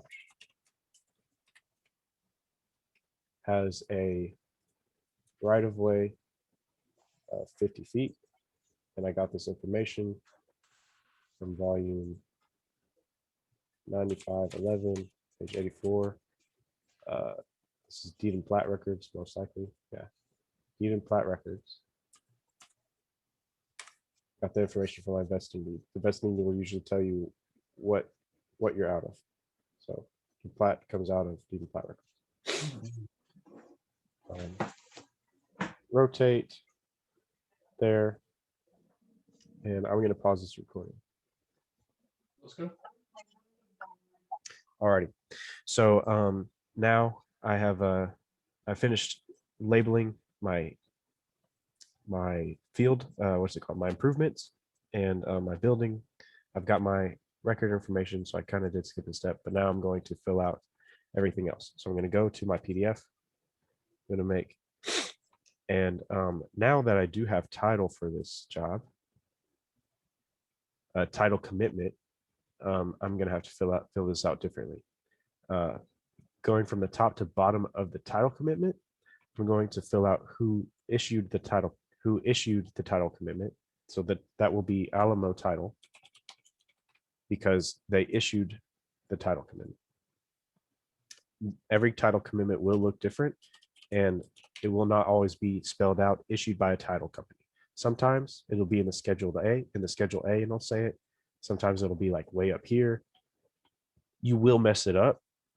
Do your best. Don't spend a lot of time on it. Don't freak out when you mess it up, and I'll do my best to show you where to look from now on.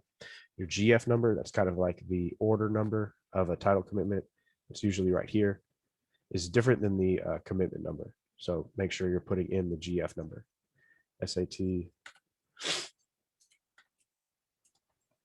123482103 CP. Borrow an owner. That does not come from the vesting deed. This is the borrower.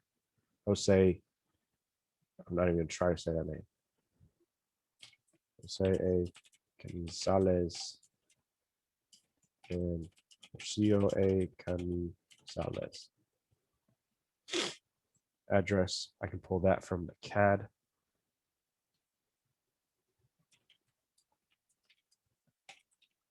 So my plat call it Rancho Mirage.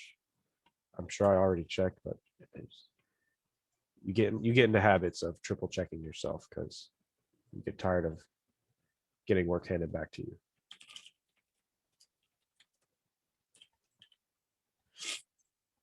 Okay, so because we have a title commitment for this, this is now a title survey. The one that we did before, we did not have a title commitment for, so it was a property survey.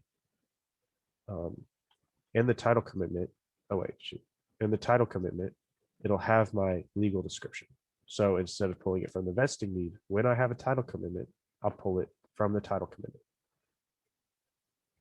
And this is what I was talking about, F1. Jay, if you copy this, you're gonna click into your text box. You're gonna enter under it. You're gonna Control V for paste. Now everything we do in CAD is going to be caps locked. So I'm gonna hit Control Shift U. It's gonna force uppercase everything. Now you're gonna select the text that was already in here, come to the top, and whenever you go into a text box, it should go to the text editor tab. If it's not, make sure you're in the text editor tab. Find match and match the properties to that. Now you can delete this and fix it all up. Okay.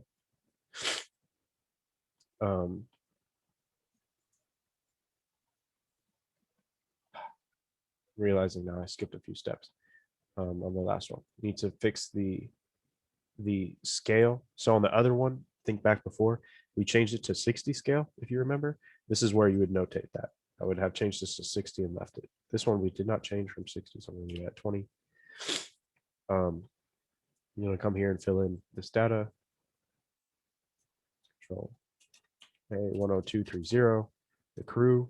To find the crew information, you go to the top, CBH. That's Blake. You're going to just type in CBH. Date.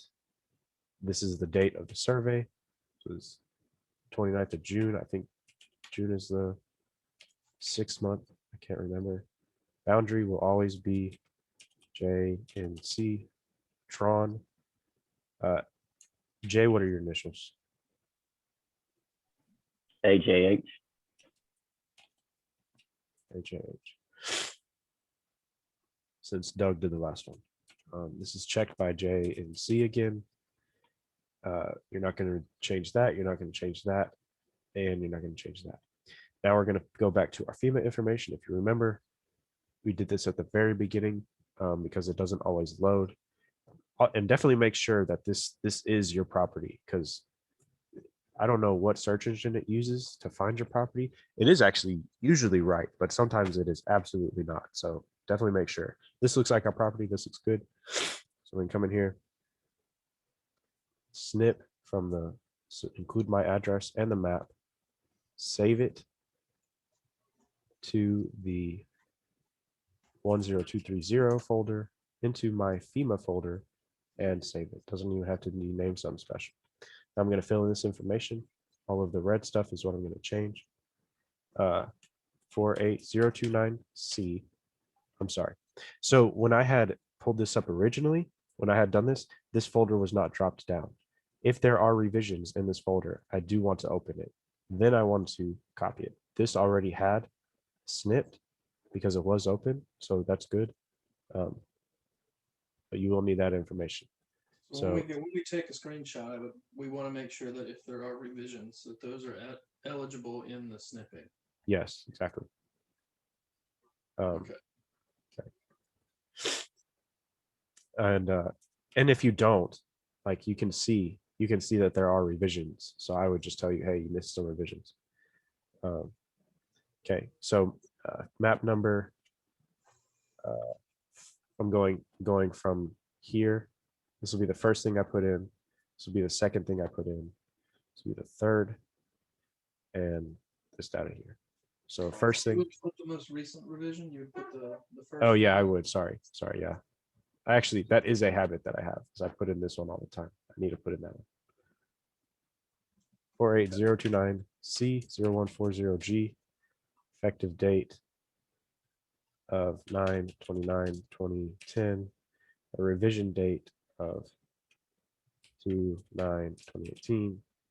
This is in Zone X. If you don't see anything, it's Zone X, and Zone X is not within special filter. You select all of this text, come up to the formatting, change it to by layer. So now it's not printing red. Then you're going to come up. Where would this populate on the FEMA website? If it's, you said this one is Zone X because it's not listed, but you would see. I know Zone X is there because it isn't listed. that would be. If it was something other than zone X.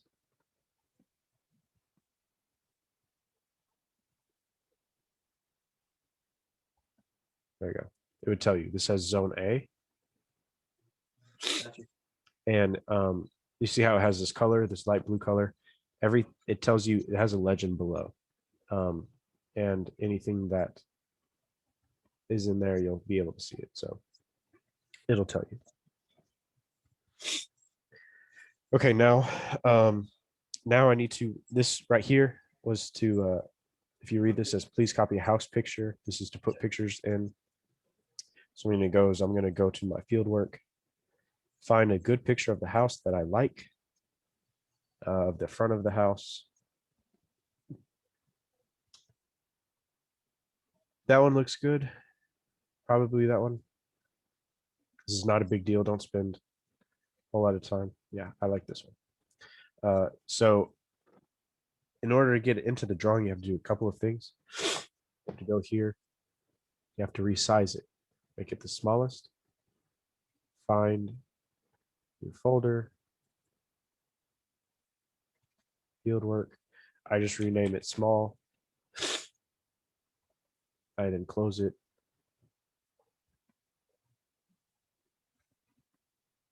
It's in the wrong one. Find the small, open it, come, copy. Now you're going to open up Paint.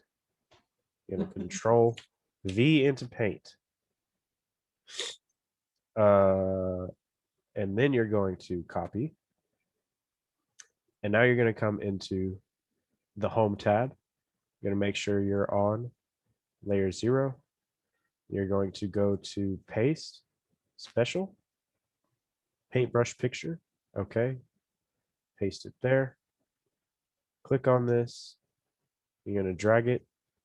And it doesn't matter if you type near. This is a snap. If you snap anywhere on this top line, it'll do the same thing. It'll make it fit. And you have pasted a picture inside. After this,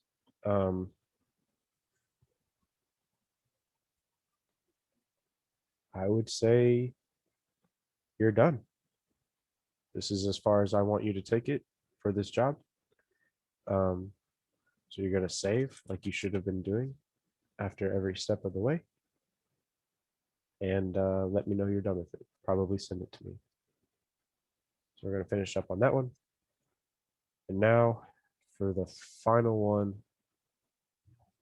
10221. I'm going to start a new drawing based off the template I sent you. Going to go to 10221. I'm going to open up, I'm going to close all my PDFs from the last job.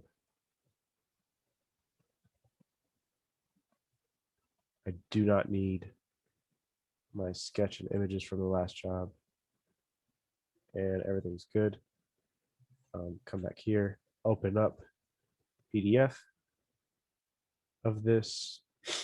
I'm going to go find my address.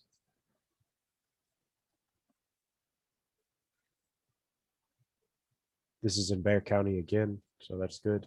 I don't have to switch because I already have Bear staff up. There's my address. I am going to check for a title commitment because that's actually my first step. But I do have a commitment. What is this?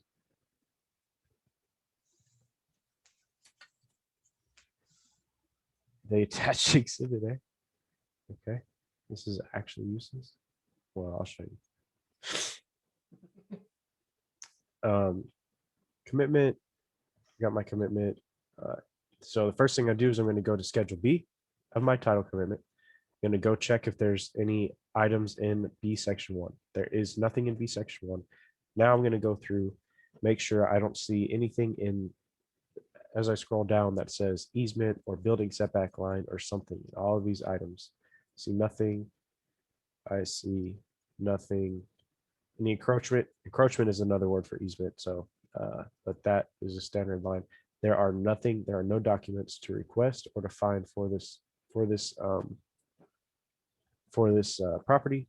So that is our first step. We did not have to look for any items or download any. Now we're going to go copy our address in FEMA.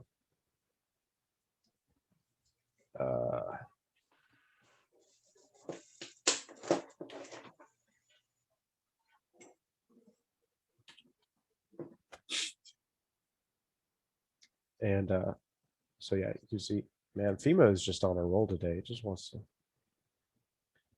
You'll see why. I promise you'll see why you have to do it first. Okay. Copy it into FEMA. Go to Schedule A to find the property description. Make sure it matches. Property description, legal description, and Exhibit A attached. So they did actually attach Exhibit A. So I'm sorry. Okay. The northeast part of Lot 87, Block 2 of a plat that's recorded in this being more particularly described by Exhibit A made attached to whatever. So here's Exhibit A that they attached. This is actually our property description. This right here is how we're going to draw our property. This right here is called meets and bounds. This is a really bad one, but it is a meets and bounds. And this is why I'm showing this to y'all, because this is a meets and bounds job. So I checked, I have a description. I need to check it against what CAD has. This says, this is our legal description that CAD has. Lot E, the 66, the east 66 feet of the south 130 feet of north 50 feet of 87. And yeah, we're in lot 87, so that's close enough. I don't even know how to explain to you in simple terms what all that means, which is exactly why it's meets and bounds. This is 221 I'm doing.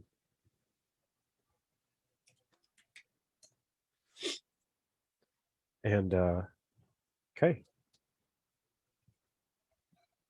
Pull up my sketch, familiarize myself with what's going on around me. Sidewalk up to a porch to a house where there's covered concrete. They've got concrete in the back going to a carport, metal carport with this is an edge of pavement, is what this line is saying. This is asphalt. All this is asphalt. You got concrete slabs on the side of the house. For AC, it looks like for AC on it. Okay. You got a wood fence with a he labels it wood fence here. He's got another fence coming behind it. So there are two fences. He calls it a CL. That's a chain link fence. So there's a wood fence in front of a chain link fence. Got a chain link fence in the back. So we've got looks like a chain link fence just going around our property to fence corners. We'll be able to confirm that with pictures. This symbol right here is a guy wire. I'll show you what a guy wire is later, to a power pole and an AT&T box. So we got quite a bit of stuff going on this property. We can look through the pictures he sent. There's the concrete slabs with the AC on it. There's a monument. These are guy wires. These are what are attached to power poles so they don't fall over or ground them or whatever. You've seen these all over the place, but those are called guy wires. We do have to shoot those and show them. There's this house. There's this electric meter. So you can see, I know for a fact he's standing in the same spot. You can see that these go to a power pole that's over here. And if he turns a little bit, you'll see the electric meter and power lines going from the electric meter to this power pole that's behind him in the shadows. So I'm going to have to draw a line showing that this power pole connects to this electric meter. Here's the back where the walkway connected to the thing. We got more bricks. Huh? So how do you draw those bricks? They look pretty so I'll show you 1022 10221 master. This is what it looked like. We actually only drew in the planter. We actually only drew that in.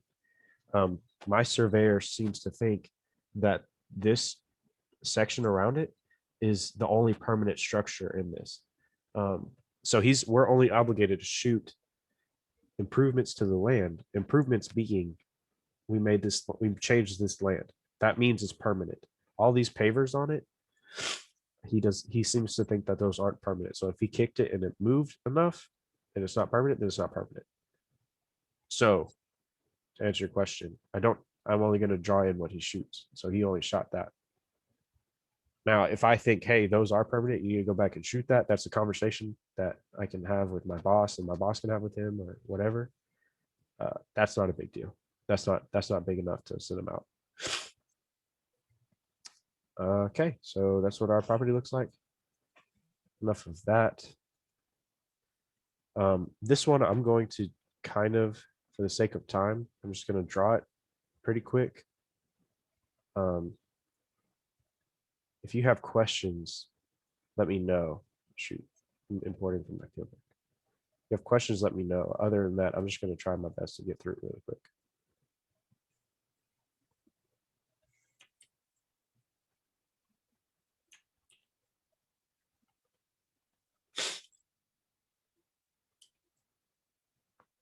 Or would y'all like me to go through it? What would y'all like? Either or is fine. Okay. Like I said, I can rewatch anything that you put up. So Well, like I said, the most important part of y'all being here is that y'all ask questions if y'all have them. So definitely let me know if you got a question.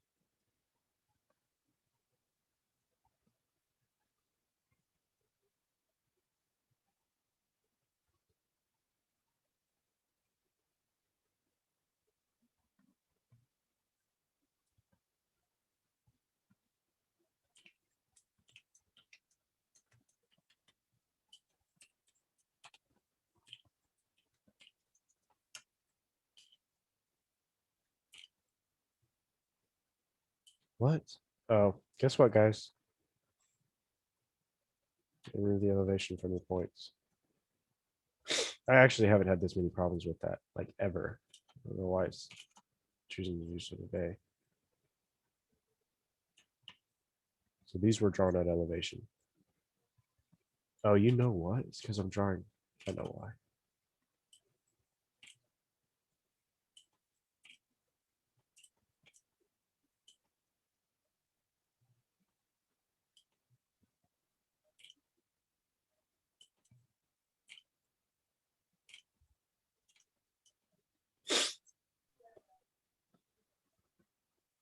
If you're trying to keep up, the house actually looks like this. You can tell by the guy wires being over here, and the guy wires being over here. Okay, so that was definitely my next question. I was like, where are these numbers coming from? Okay, that makes sense. It took me a while to figure that out too.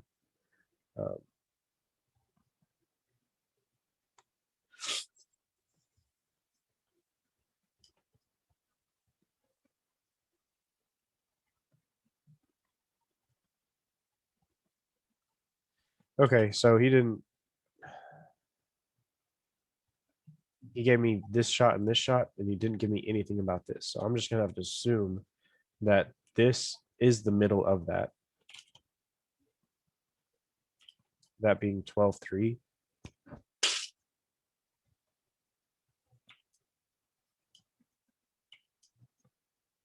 Oh my goodness. 5.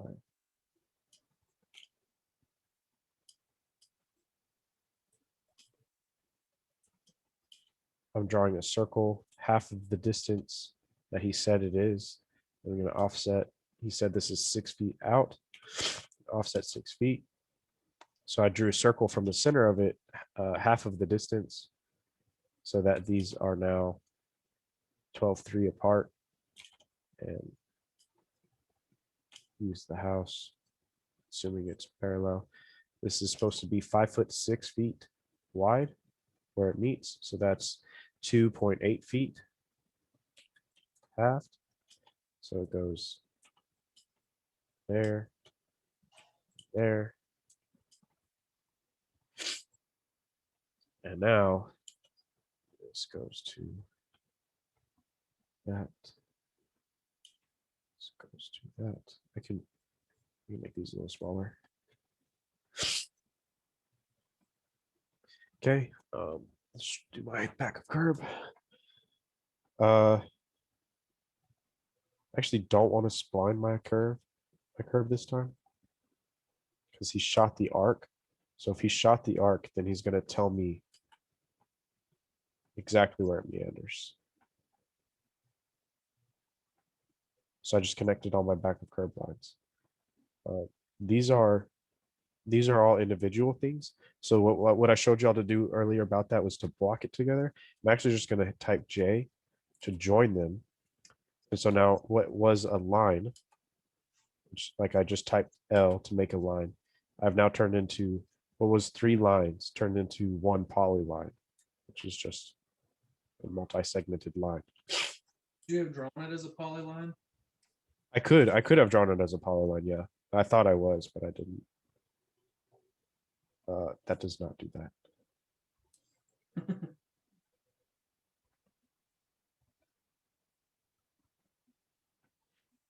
It's up to you if you want to do it as a polyline or not.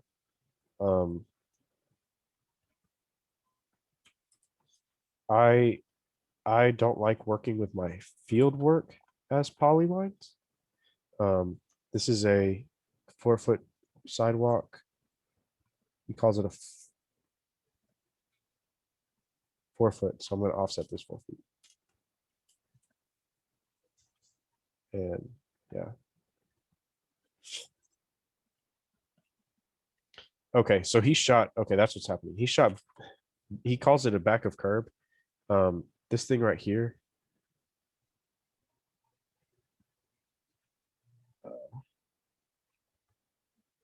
He shot the sidewalk. Well, he shot the back of curb and said it's a 4-foot sidewalk, and then he shot the back of this curb right here. So I'm just gonna connect. That looks like crap, dude. Connect that. Okay. Do y'all see the problem I'm talking about? This 4-foot offset of this sidewalk, of this back of curb line from the front, goes back and it's this. So that actually goes further than that. So what I'm gonna do is I'm gonna make it look pretty. Is I'm gonna draw this. I'm gonna offset this entity, this distance, and trim it from there. And I'm gonna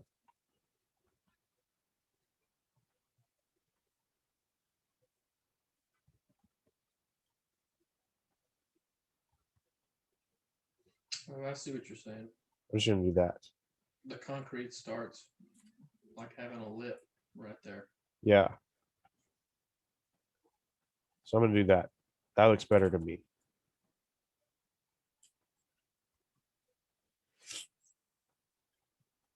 Okay. And then obviously these concrete shots here, I'm gonna extend to that, trim that off because there's not a partition there. Okay. Got that. Let's go back to my sketch. Supposedly I've got concrete things over here from my AC pad. She did not shoot in. The purpose of a title survey is to make sure that my property is in the right space and that things are not in the property line. My fence is here, my concrete and my air conditioner is not in my property line. So I'm just going to fudge this. I very much would have liked for him to shoot it in, but he's got, oh shoot, he actually has some measurements. He says off of this, I go 3.5 here. I'm going to go 6.5 feet back.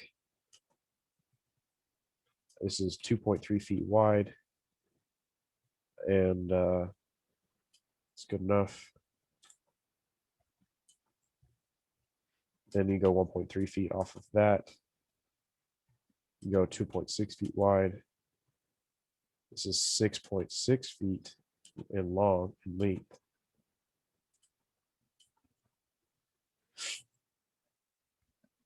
Okay.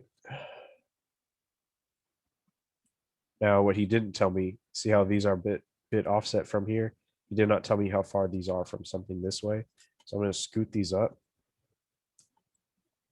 a little bit. call it good. Okay. He shows 24 and 25. 24 and 25 is a concrete something that I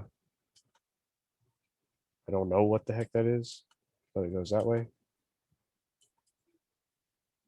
Let's see if I can find it on Street View.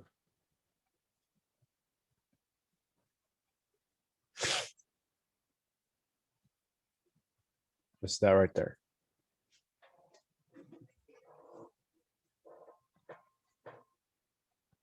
Okay, well, that's good enough. Got guy wires, got all this stuff. So let's see what's in the back. From here, he did not give me a distance for where this thing goes. So I'm gonna go look at my picture.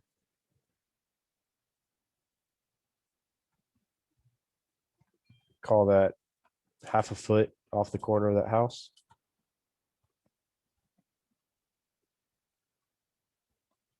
That is a 3.2 by 6 foot long wide box of 3.2. Starting off that, I'm going to make it 6 feet wide, trim that. Now I have this thing. Now I've got a 2 foot concrete walkway. It's a control point. We ignore that. The check shot, we ignore that. That goes in between this stuff. So because those were all straight lines, I'm going to draw them in straight lines. That I should have drawn in a polyline. We shot the back of it. Back of curbs we're calling 0.8 feet. It's obviously not a curb, and these guys call everything concrete. So if you see something in their pictures that's that's not concrete and they call it concrete, just call it what it actually is. It's 2 foot wide, so we'll offset one side either way because I made a center line.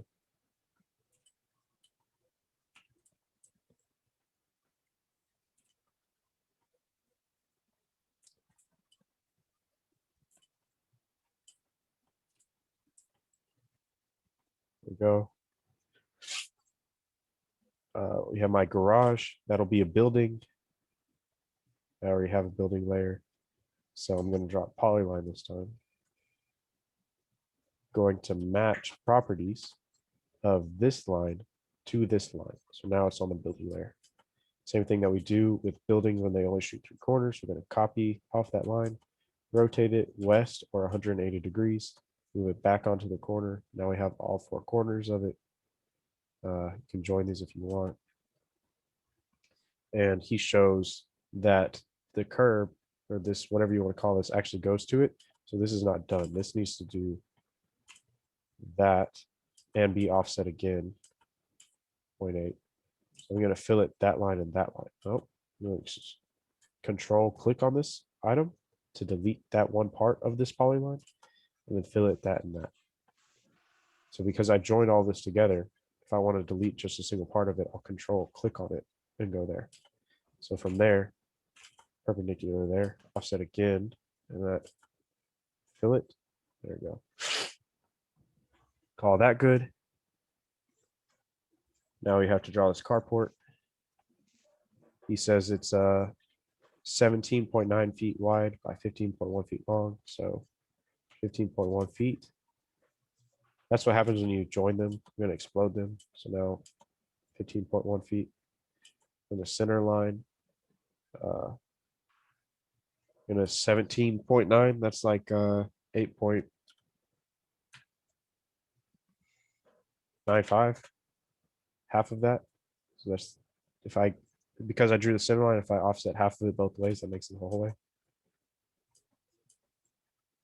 Okay. Now now all of these are on the wrong layer because this is a carport. I'm gonna put it on the miscellaneous object layer. So would a carport be considered covered concrete since it's not enclosed? This is it's covered asphalt. So because it is concrete, yeah, I mean, because it is covered, yes, I'm gonna put the X. It's not covered concrete, it's covered asphalt. So when I do label it, I'll put cov asphalt and, Gotcha. and trim this out. But make sure that this is on the right layer. So now this he's showing through this thing that this pavement meanders. So I'm going to go to my miscellaneous objects layer. I'm going to spline because it can meander from that garage to these edge of pavement shots. That's what EP means. And that goes to this concrete / edge of pavement shot. Now all of this is asphalt. I don't have anything other than my fences left to draw. AT&T lid, that'll be a symbol. Water meter and sidewalk, that'll be a symbol. Power pole is already a symbol. Guy wires, y'all don't have to worry about this too much right now. In the future, y'all will be rotating the marker to reach it. That looks about, it's called 180 degrees. So now those guy wires are facing it. Really don't worry about that too much. We have nothing left to draw but the fences based off of the shots. We have nothing left to draw. Oh, we have to draw this portion. Did not draw that. So this is 2x4. 2 feet this way, 4 feet this way, like that. And that's covered CS. I don't know what CS is. It's probably covered stairs. Okay, dude. It's just covered concrete. I'm gonna put that on concrete layer. Lay cur, LAY cur means layer current. Whatever object I'm about to click on, put it on the layer that I am currently using, and I defined miscellaneous concrete as my current layer. From there, 2 feet off of that, I'm going to draw from that there. This is going to be a 12-foot line, so I'm going to extend it. It's 12 feet. I'm going to offset 2.5 feet. That's this. Draw my line, and then I'm going to go 2.1 feet from there. And this goes this 26.1 foot wall. Yeah. You didn't give me a shot or a distance to where. No. Okay. That looks like it goes right there. Yeah. That's right. Say yes. I'm your boss. Or you're fine. Says yes. Okay.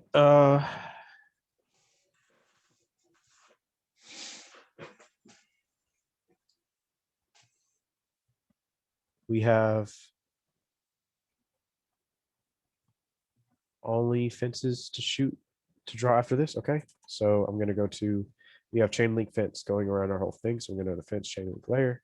I will draw my fence in a polyline. So 35 goes to, he doesn't shoot that. So it goes to 50, which is in the back.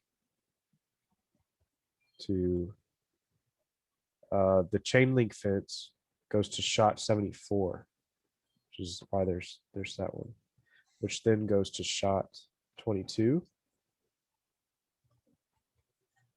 Is 23. 23 is a separate fence. Okay, and that's my chain link fence. So now I can go to my wood fence, which is the other one. This is supposed, he's saying 0.8 feet from the front of the house. 0.8. I can start my fence at the apparent intersection. I'm going to start a snap. Apparent intersection of this object and this object is right here. So it drew from the intersection. So to 23, 23 to 73,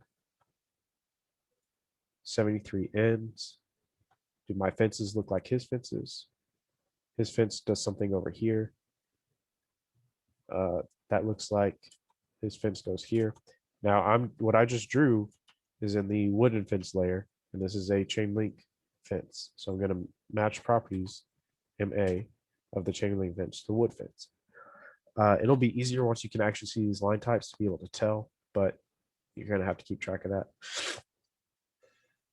Okay, my fences look like his. My drawing looks like his. All that's left is to put symbols. Okay. He's got other shots that are not on our property. This is a monumentation. That's monumentation. That's monumentation. That's a fence corner. So he was looking for monumentation over here, didn't find any, but there's a fence post there. So although that doesn't count as monumentation, it is where the world believes the property ends at this point. So that's what he got there. So I'm going to save, drew up that. Now I need to draw up my record information. My record information, per my title commitment, says it's described. Well, okay, let's go through the workflow. Create new drawing, draw field work, use appropriate layers, draw record information. My record information is shown in Schedule A as the legal land description, as being, when you see being more particularly described in Exhibit A, that means it's meets and bounds. I'm going to go to Exhibit A, which was given to me.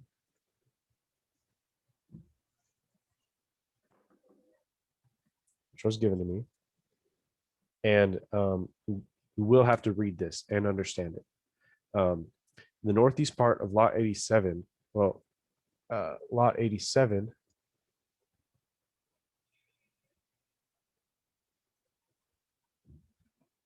does not look like, we'll deal with that later. Lot 87 in the city of San Antonio be more particularly described as meets and bounds as follows. So it's gonna tell me exactly how to draw my tract. So beginning at a point on the boundary layer, beginning at a point on the northeast corner of said Lot 87, being the southwest intersection of Bristol and Courtview Streets.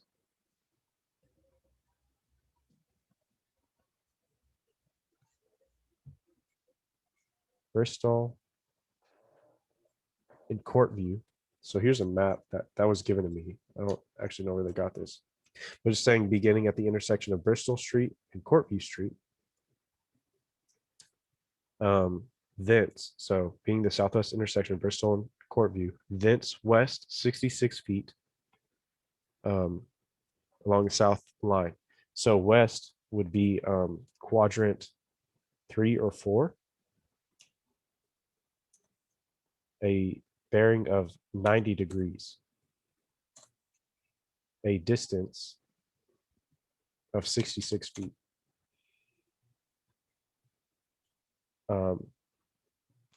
Along the south line of Bristol Street and the north line of Lot 87 to a point for the northwest corner of this tract. So I just went from the northeast to the northwest, thence south. So south would be either quadrant 2 or 3. So I'm going to choose 2. A bearing of 0 degrees. Then south 130 feet. Thence with the east line, thence east. So that's quadrant 2, 90 degrees, 66 feet to a point in the east line of said Lot 87, blah, blah, blah, thence north, 90 degrees, 130 feet. What did I just do? I meant north, 0 degrees, 130 feet. So that's what my lot does and looks like. Because this is just my property, I'm going to block this. I'm going to name it vesting deed, VD for vesting deed. Non-venereal disease. Not yet. And put this here. So now my property. Did you even find any rods on my property? Found a rod right here.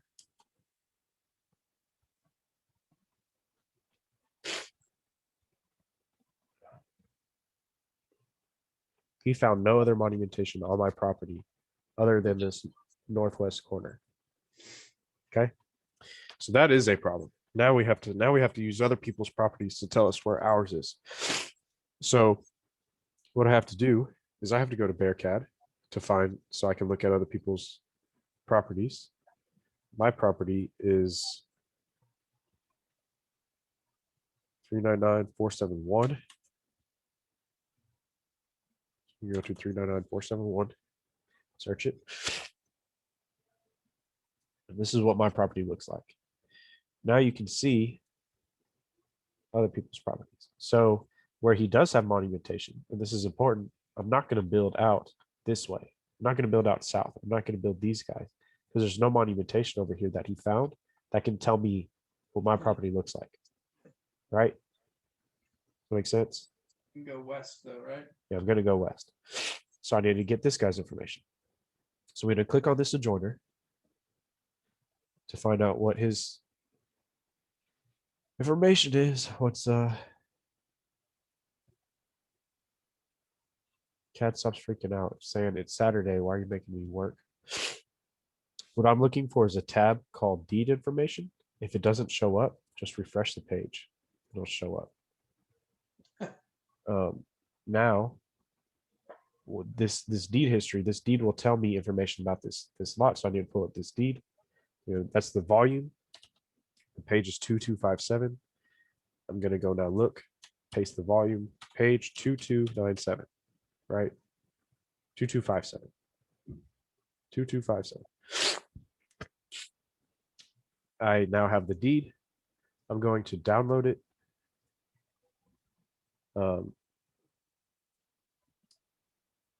Into 10221. Any deed you look at and use, I need to see it. So 99152257.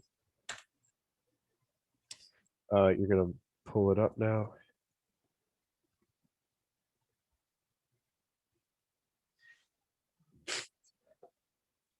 This says the west 66 feet of the south 130 feet of the north 150 feet of this lot. That's really annoying. In order to draw that lot, we need the plat, 105, page 230. So I went to the plat records, typed in the plat number to find the plat. Here's our plat. So I'm going to download this.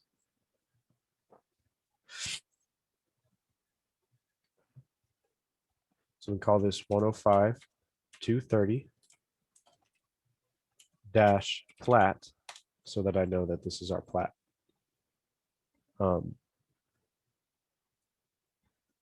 Here I have our plat. So because our west adjoiner is out of a plat, I need to drop the plat so that I know what I'm working with it. So our vesting actually said we're out of this too. It said part of lot 87, and our adjoiner said part of lot 87. So I obviously need to draw lot 87. So we're going to find lot 87. It's right here. Okay. What I need to do, this is an old plat, so I very much expect problems with this. Like, I'm pretty sure that it doesn't have bearings. So we're going to look and we're going to spend some time finding bearings. But they'd usually be along the streets, along lines, whatever. It is not. So I can't, I remember doing this. I couldn't find bearings on this thing, so I'm just going to assume that there's not. So what I'm going to do is I'm going to assume east and west for these straight up and down and left and right lines. I'm going to assume left, east, west, north, and south. So lot 87, I'm going to start from the I'm just going to start from the southeast, go west. So that's going to be 132 west, and then 165.6 feet north, and then 165.6 feet north. And I'm just going to, what's happening? Then I'm going to assume that this is all the same. I'm just going to move it all. Well, actually, this is one line though. So this is all going to go on the adjoiner layer, lay cur to make it the current layer. That's lot 87. So Now what we have to do is decipher what the heck this means. This says the west 66 feet of the south 130 feet of the north 150 feet. The way you construct this is by going backwards. You first need to find where the north 150 feet of this lot is. So you're going to offset 150 feet, find the north 150 feet of this lot. Now you need to go to the next step, the south 130 feet of the north 150 feet. So you're going to offset 130 feet and find the south 130 feet of it. Of that, we are the west 66 feet of the south 130 of the north 150. So this is our lot. Please tell me that made sense. It's convoluted for sure. It is absolutely convoluted, but does that make sense? So you were able to build with other information what your lot that you're working on is supposed to be. This is the lot that I'm working on. This is not my lot. This is my east adjoint. This is my west adjoiner's property. I got his information, yes, and I'm able to build it. Okay, so again, just the easiest way to do it is to go backwards, north 150 feet, find what the north 150 feet looks like, the south 130 feet of that north 50 feet, and then the west 66 feet of that. And that is what that property looks like. Okay, so now I'm going to label this for dang sure, so I don't forget what this is. I'm just going to write this one. Okay, what I'm going to label it, I want this to be a little bit bigger actually. Twice as big. So what is in here? I'm going to put it on the I'll just put it on the adjoiner layer, I guess. Make it by layer. This is what I'm going to label this, and how I want y'all to label it is to put the property ID number on it. So that is 399472. And the vesting deed for it was 99152257. You have now labeled this property correctly. So then I'm going to block it, call this the plat, because this is the plat that we're out of. I'm going to select all of this, and I'm going to make that the grip point. So now we're going to see if I built out far enough. If this is the lot, then this is supposedly it's rod 2. So I actually found he actually found its northwest corner, but now I need to build out to these. So that's going to be the next one over, which is going to be this one. So I'm going to do the same thing, go find its deed. It has a document number. I'm just going to copy that. Go in there, paste that in there. I am looking at the plat records, not the land records. So now I have the deed. Copy it. Download it to my proper folder. I'm going to name it, document number. Open it. Find out what the heck's going on in it. And now we have another meets and bounds. So instead of it being some convoluted thing, like this is not normal. The west 66 of the south 130 of the north 150, that happens, but it's not normal. This is normal. This right here tells you exactly how to draw it up. So I'm going to draw this one up. I'm going to get y'all definitely to read through this entire thing, and y'all are going to be writing these. I write these on a regular basis. I wrote like 3 of them this week. This is called the meets and bounds. This is part of the job. I'm going to blow through it. But when you are building it, make sure you read it and ask me questions if you don't understand what it's saying, because you do need to understand it. It's not that hard to understand. It's just, once you get into a new field, you don't know what's going on, blah, blah, blah. Anyway, so I'm going to begin where it tells me to begin. I'm going to begin at a point and then go where it tells me to go. Thence, I'm going to go northwest, 89, 50, a distance of 60 feet. So I'm going to go northwest is 4, 89, 50, a distance of 60 feet is set here, from which a chain link fence corner post bears. I don't need that information. And so I'm going to go northeast 0.10 degrees. I am actually reading all this as I go. I'm just not reading it out loud because it is important to read all of it.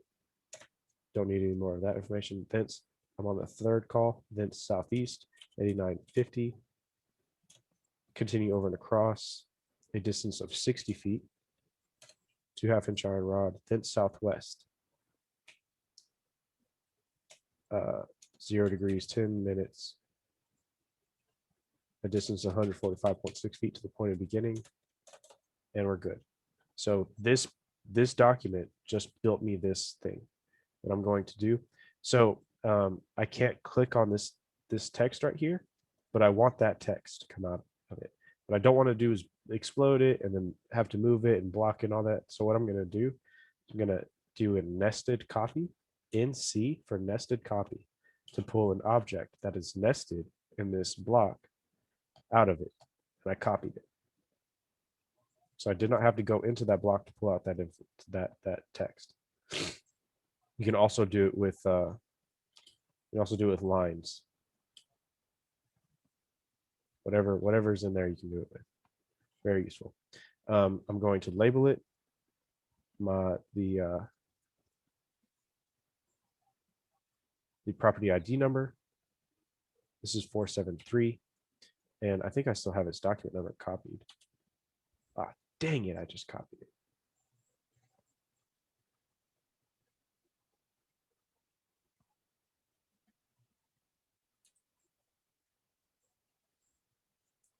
(2019-02-64586). Getting it from right here. Okay. I'm gonna block this as 399-473. Doesn't actually matter so much, just as long as this information is right here. Put that there. Now, supposedly, this ends right here. Now, this is probably the most confusing part. What happened here is that this lot existed out of this plat. For one, this is lot 87. Lot 87 does not have a road going through it, right? That is, lot 87 ends at the back of this, thing. What happened is the government came through and put in a road. So land had to be sold so that a road could go through there. And that is this portion of the lot here. Oh, also, whenever you make something, copy it off to the side.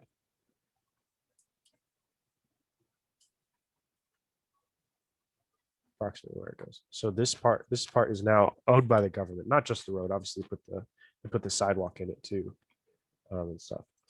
So what you absolutely cannot do is take this map for its word. Do you see how this goes out past this one? But in reality, all of them are in line. This is not an accurate representation of what property lines do. Like, I promise you, this doesn't do that. This is put together by some intern that just had a job for a summer. So, but it is good enough to help us find where properties are, get their information out of it, so then we can find out what's really going on. Okay. So we are through now with the challenging part of this. Everything else is going to be labeling and getting it ready to hand off to me, putting in your FEMA, filling in all this information and all of this filling. You're not going to fill this out because I'm going to have to write a meets and bounds for it. Excuse me. And that'll come from the meets and bounds and labeling. So we can, we're going to pause the recording. So you have now taken taken the information that you've needed to build out to all of the monumentation that has been found. So once that's done, we're going to spend some time labeling it. So we need to find the scale that this is going to be at.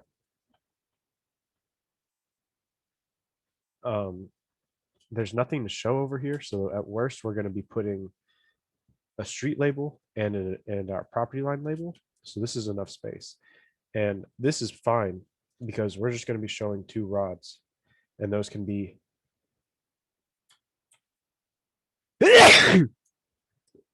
oh, that didn't mute. I hit Alt A. Oh, I hit Control A. Damn it. I'm sorry. We're going to be showing these rods. So actually, I don't even need to be doing it that much. But 20 scale is fine. Let me go to my 20 scale sheet. Move this over to the side. Go to my 20 scale sheet. Zoom window. Sorry.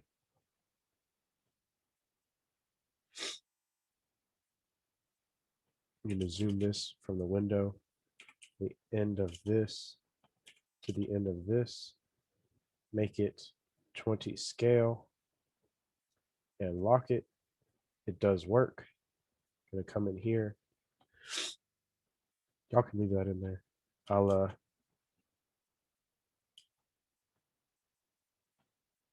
copy my labels, pull up my sketch, and we have an AC pad. We've got an electric meter. We've got a water meter. We've got a water meter in the concrete over here. Remember that. We have an AT&T box. We don't actually have a symbol for an AT&T box. So I'm going to take this, which is a miscellaneous label. I'm going to put that on it.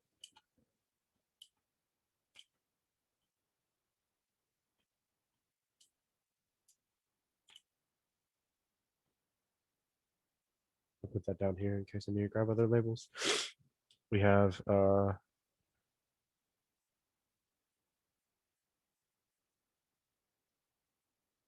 I don't see anything else. So we'll call this AT&T label, or not label, box.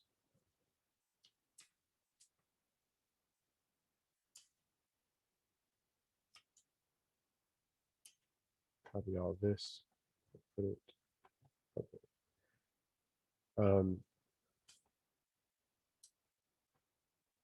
I did not like this when I first did it, so I actually scaled it like that.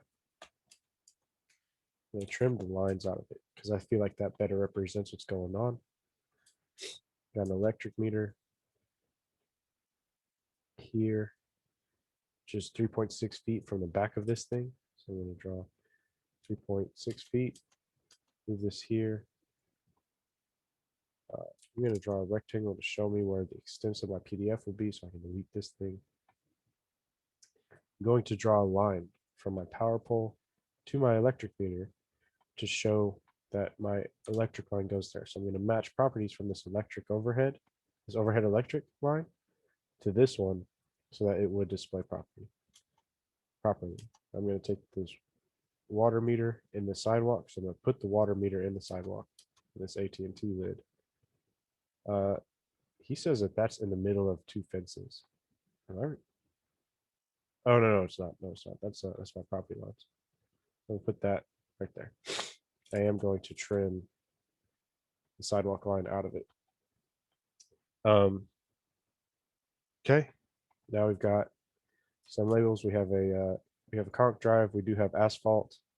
We do actually have an asphalt drive too. We have a conch walk. Should be good enough for now. So here's our conch drive. Here's our asphalt drive. We have a conch walk here. And then copy this section.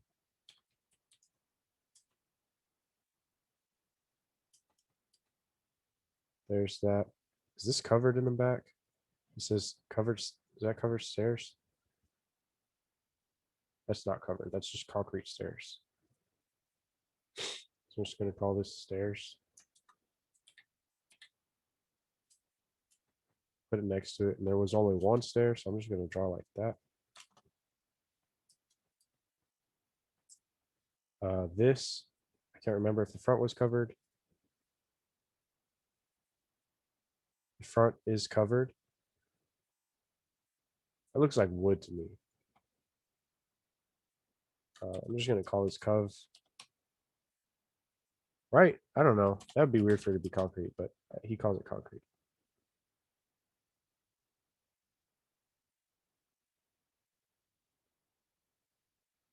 Yeah, I'm just going to call it covered concrete. Draw my line from here to here, here to here. Get all of this. Draw a rectangle. Trim all this stuff out of it. Copy my concrete walk.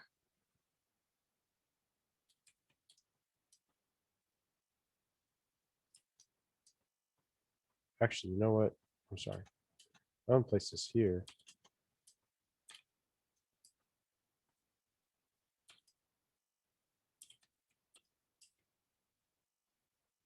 Do like that. That's a bit more clear. This right here is just concrete.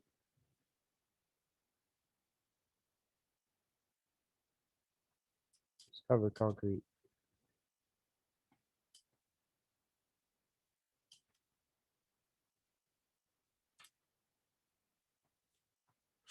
Stairs. This. So now we can. This is covered asphalt.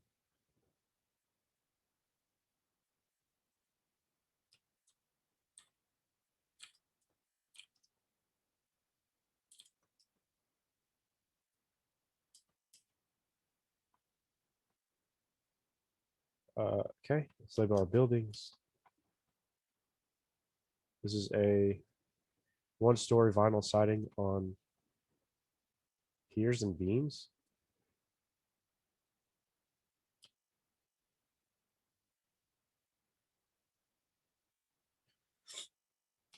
I guess.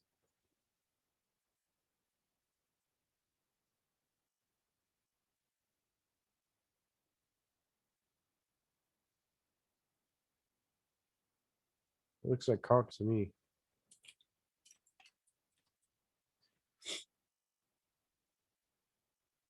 But he's a surveyor. It's a garage.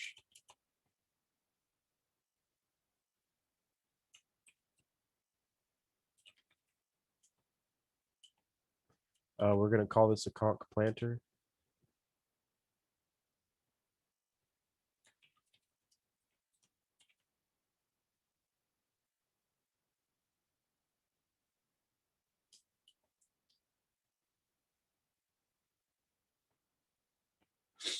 I'm gonna take conch drive out actually, and just put this.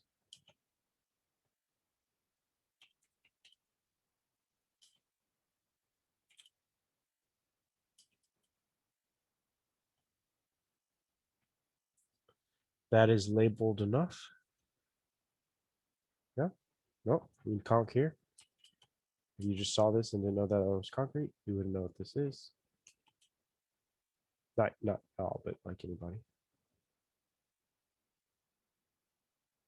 We're gonna trim the electric line out of the electric meter. It looks bad. And that looks good enough to me. And come back here. Do we have title? Do get the information out of Exhibit A. This was issued by Alamo Title.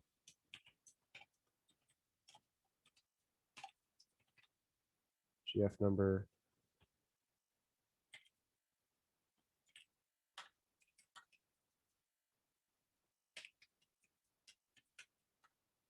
GF number is right here, in case you missed it. The borrower is Vanessa D. Gonzalez. It could be out of any of these, but there's usually just one time where it shows the borrower.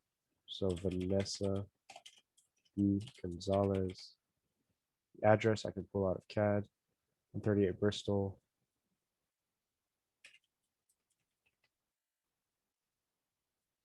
San Antonio, Texas. 78214. This you're going to leave alone on this one because when you go to exhibit, when you go to your commitment, it says be more particularly described in exhibit A. That means it's going to be meets and bounds, so you do not touch that. You can insert a picture. Find a good picture of the front of the house.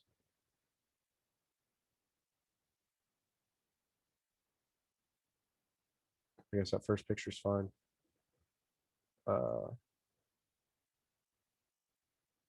Although he didn't, I could edit it so that it takes up more of the picture. It's not a big deal. Okay, there's that made small. I'm going to come in here, copy it, go to paint.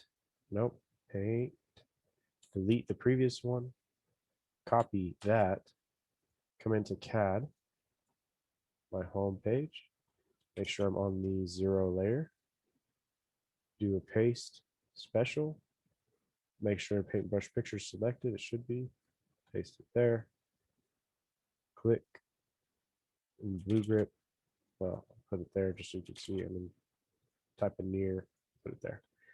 We got that. Job number 0221. Crew, where do we find the crew? Right here. This was done by Bluno, which is LG, on June 29th, 2021. J and C to the boundary. J and C drew it. Obviously, you put your name. We're going to go back to FEMA now that it's loaded. We're going to copy it. Save as to 10221. Nope, not field work. FEMA. Save it in there. Fill it out with the appropriate data, being first, second, there's a revision. So I do actually need to go back. Copy the revision.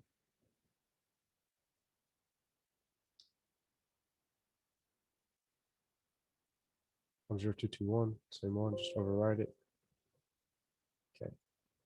So 48209 C 580G. Effective date of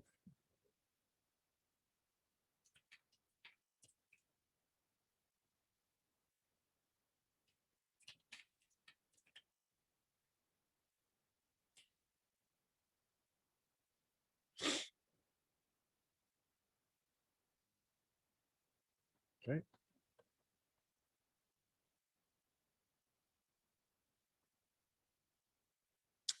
And we are done. At this point, you would turn it in, tell me you're done with it, and take some time off after a long, hard day. Any questions?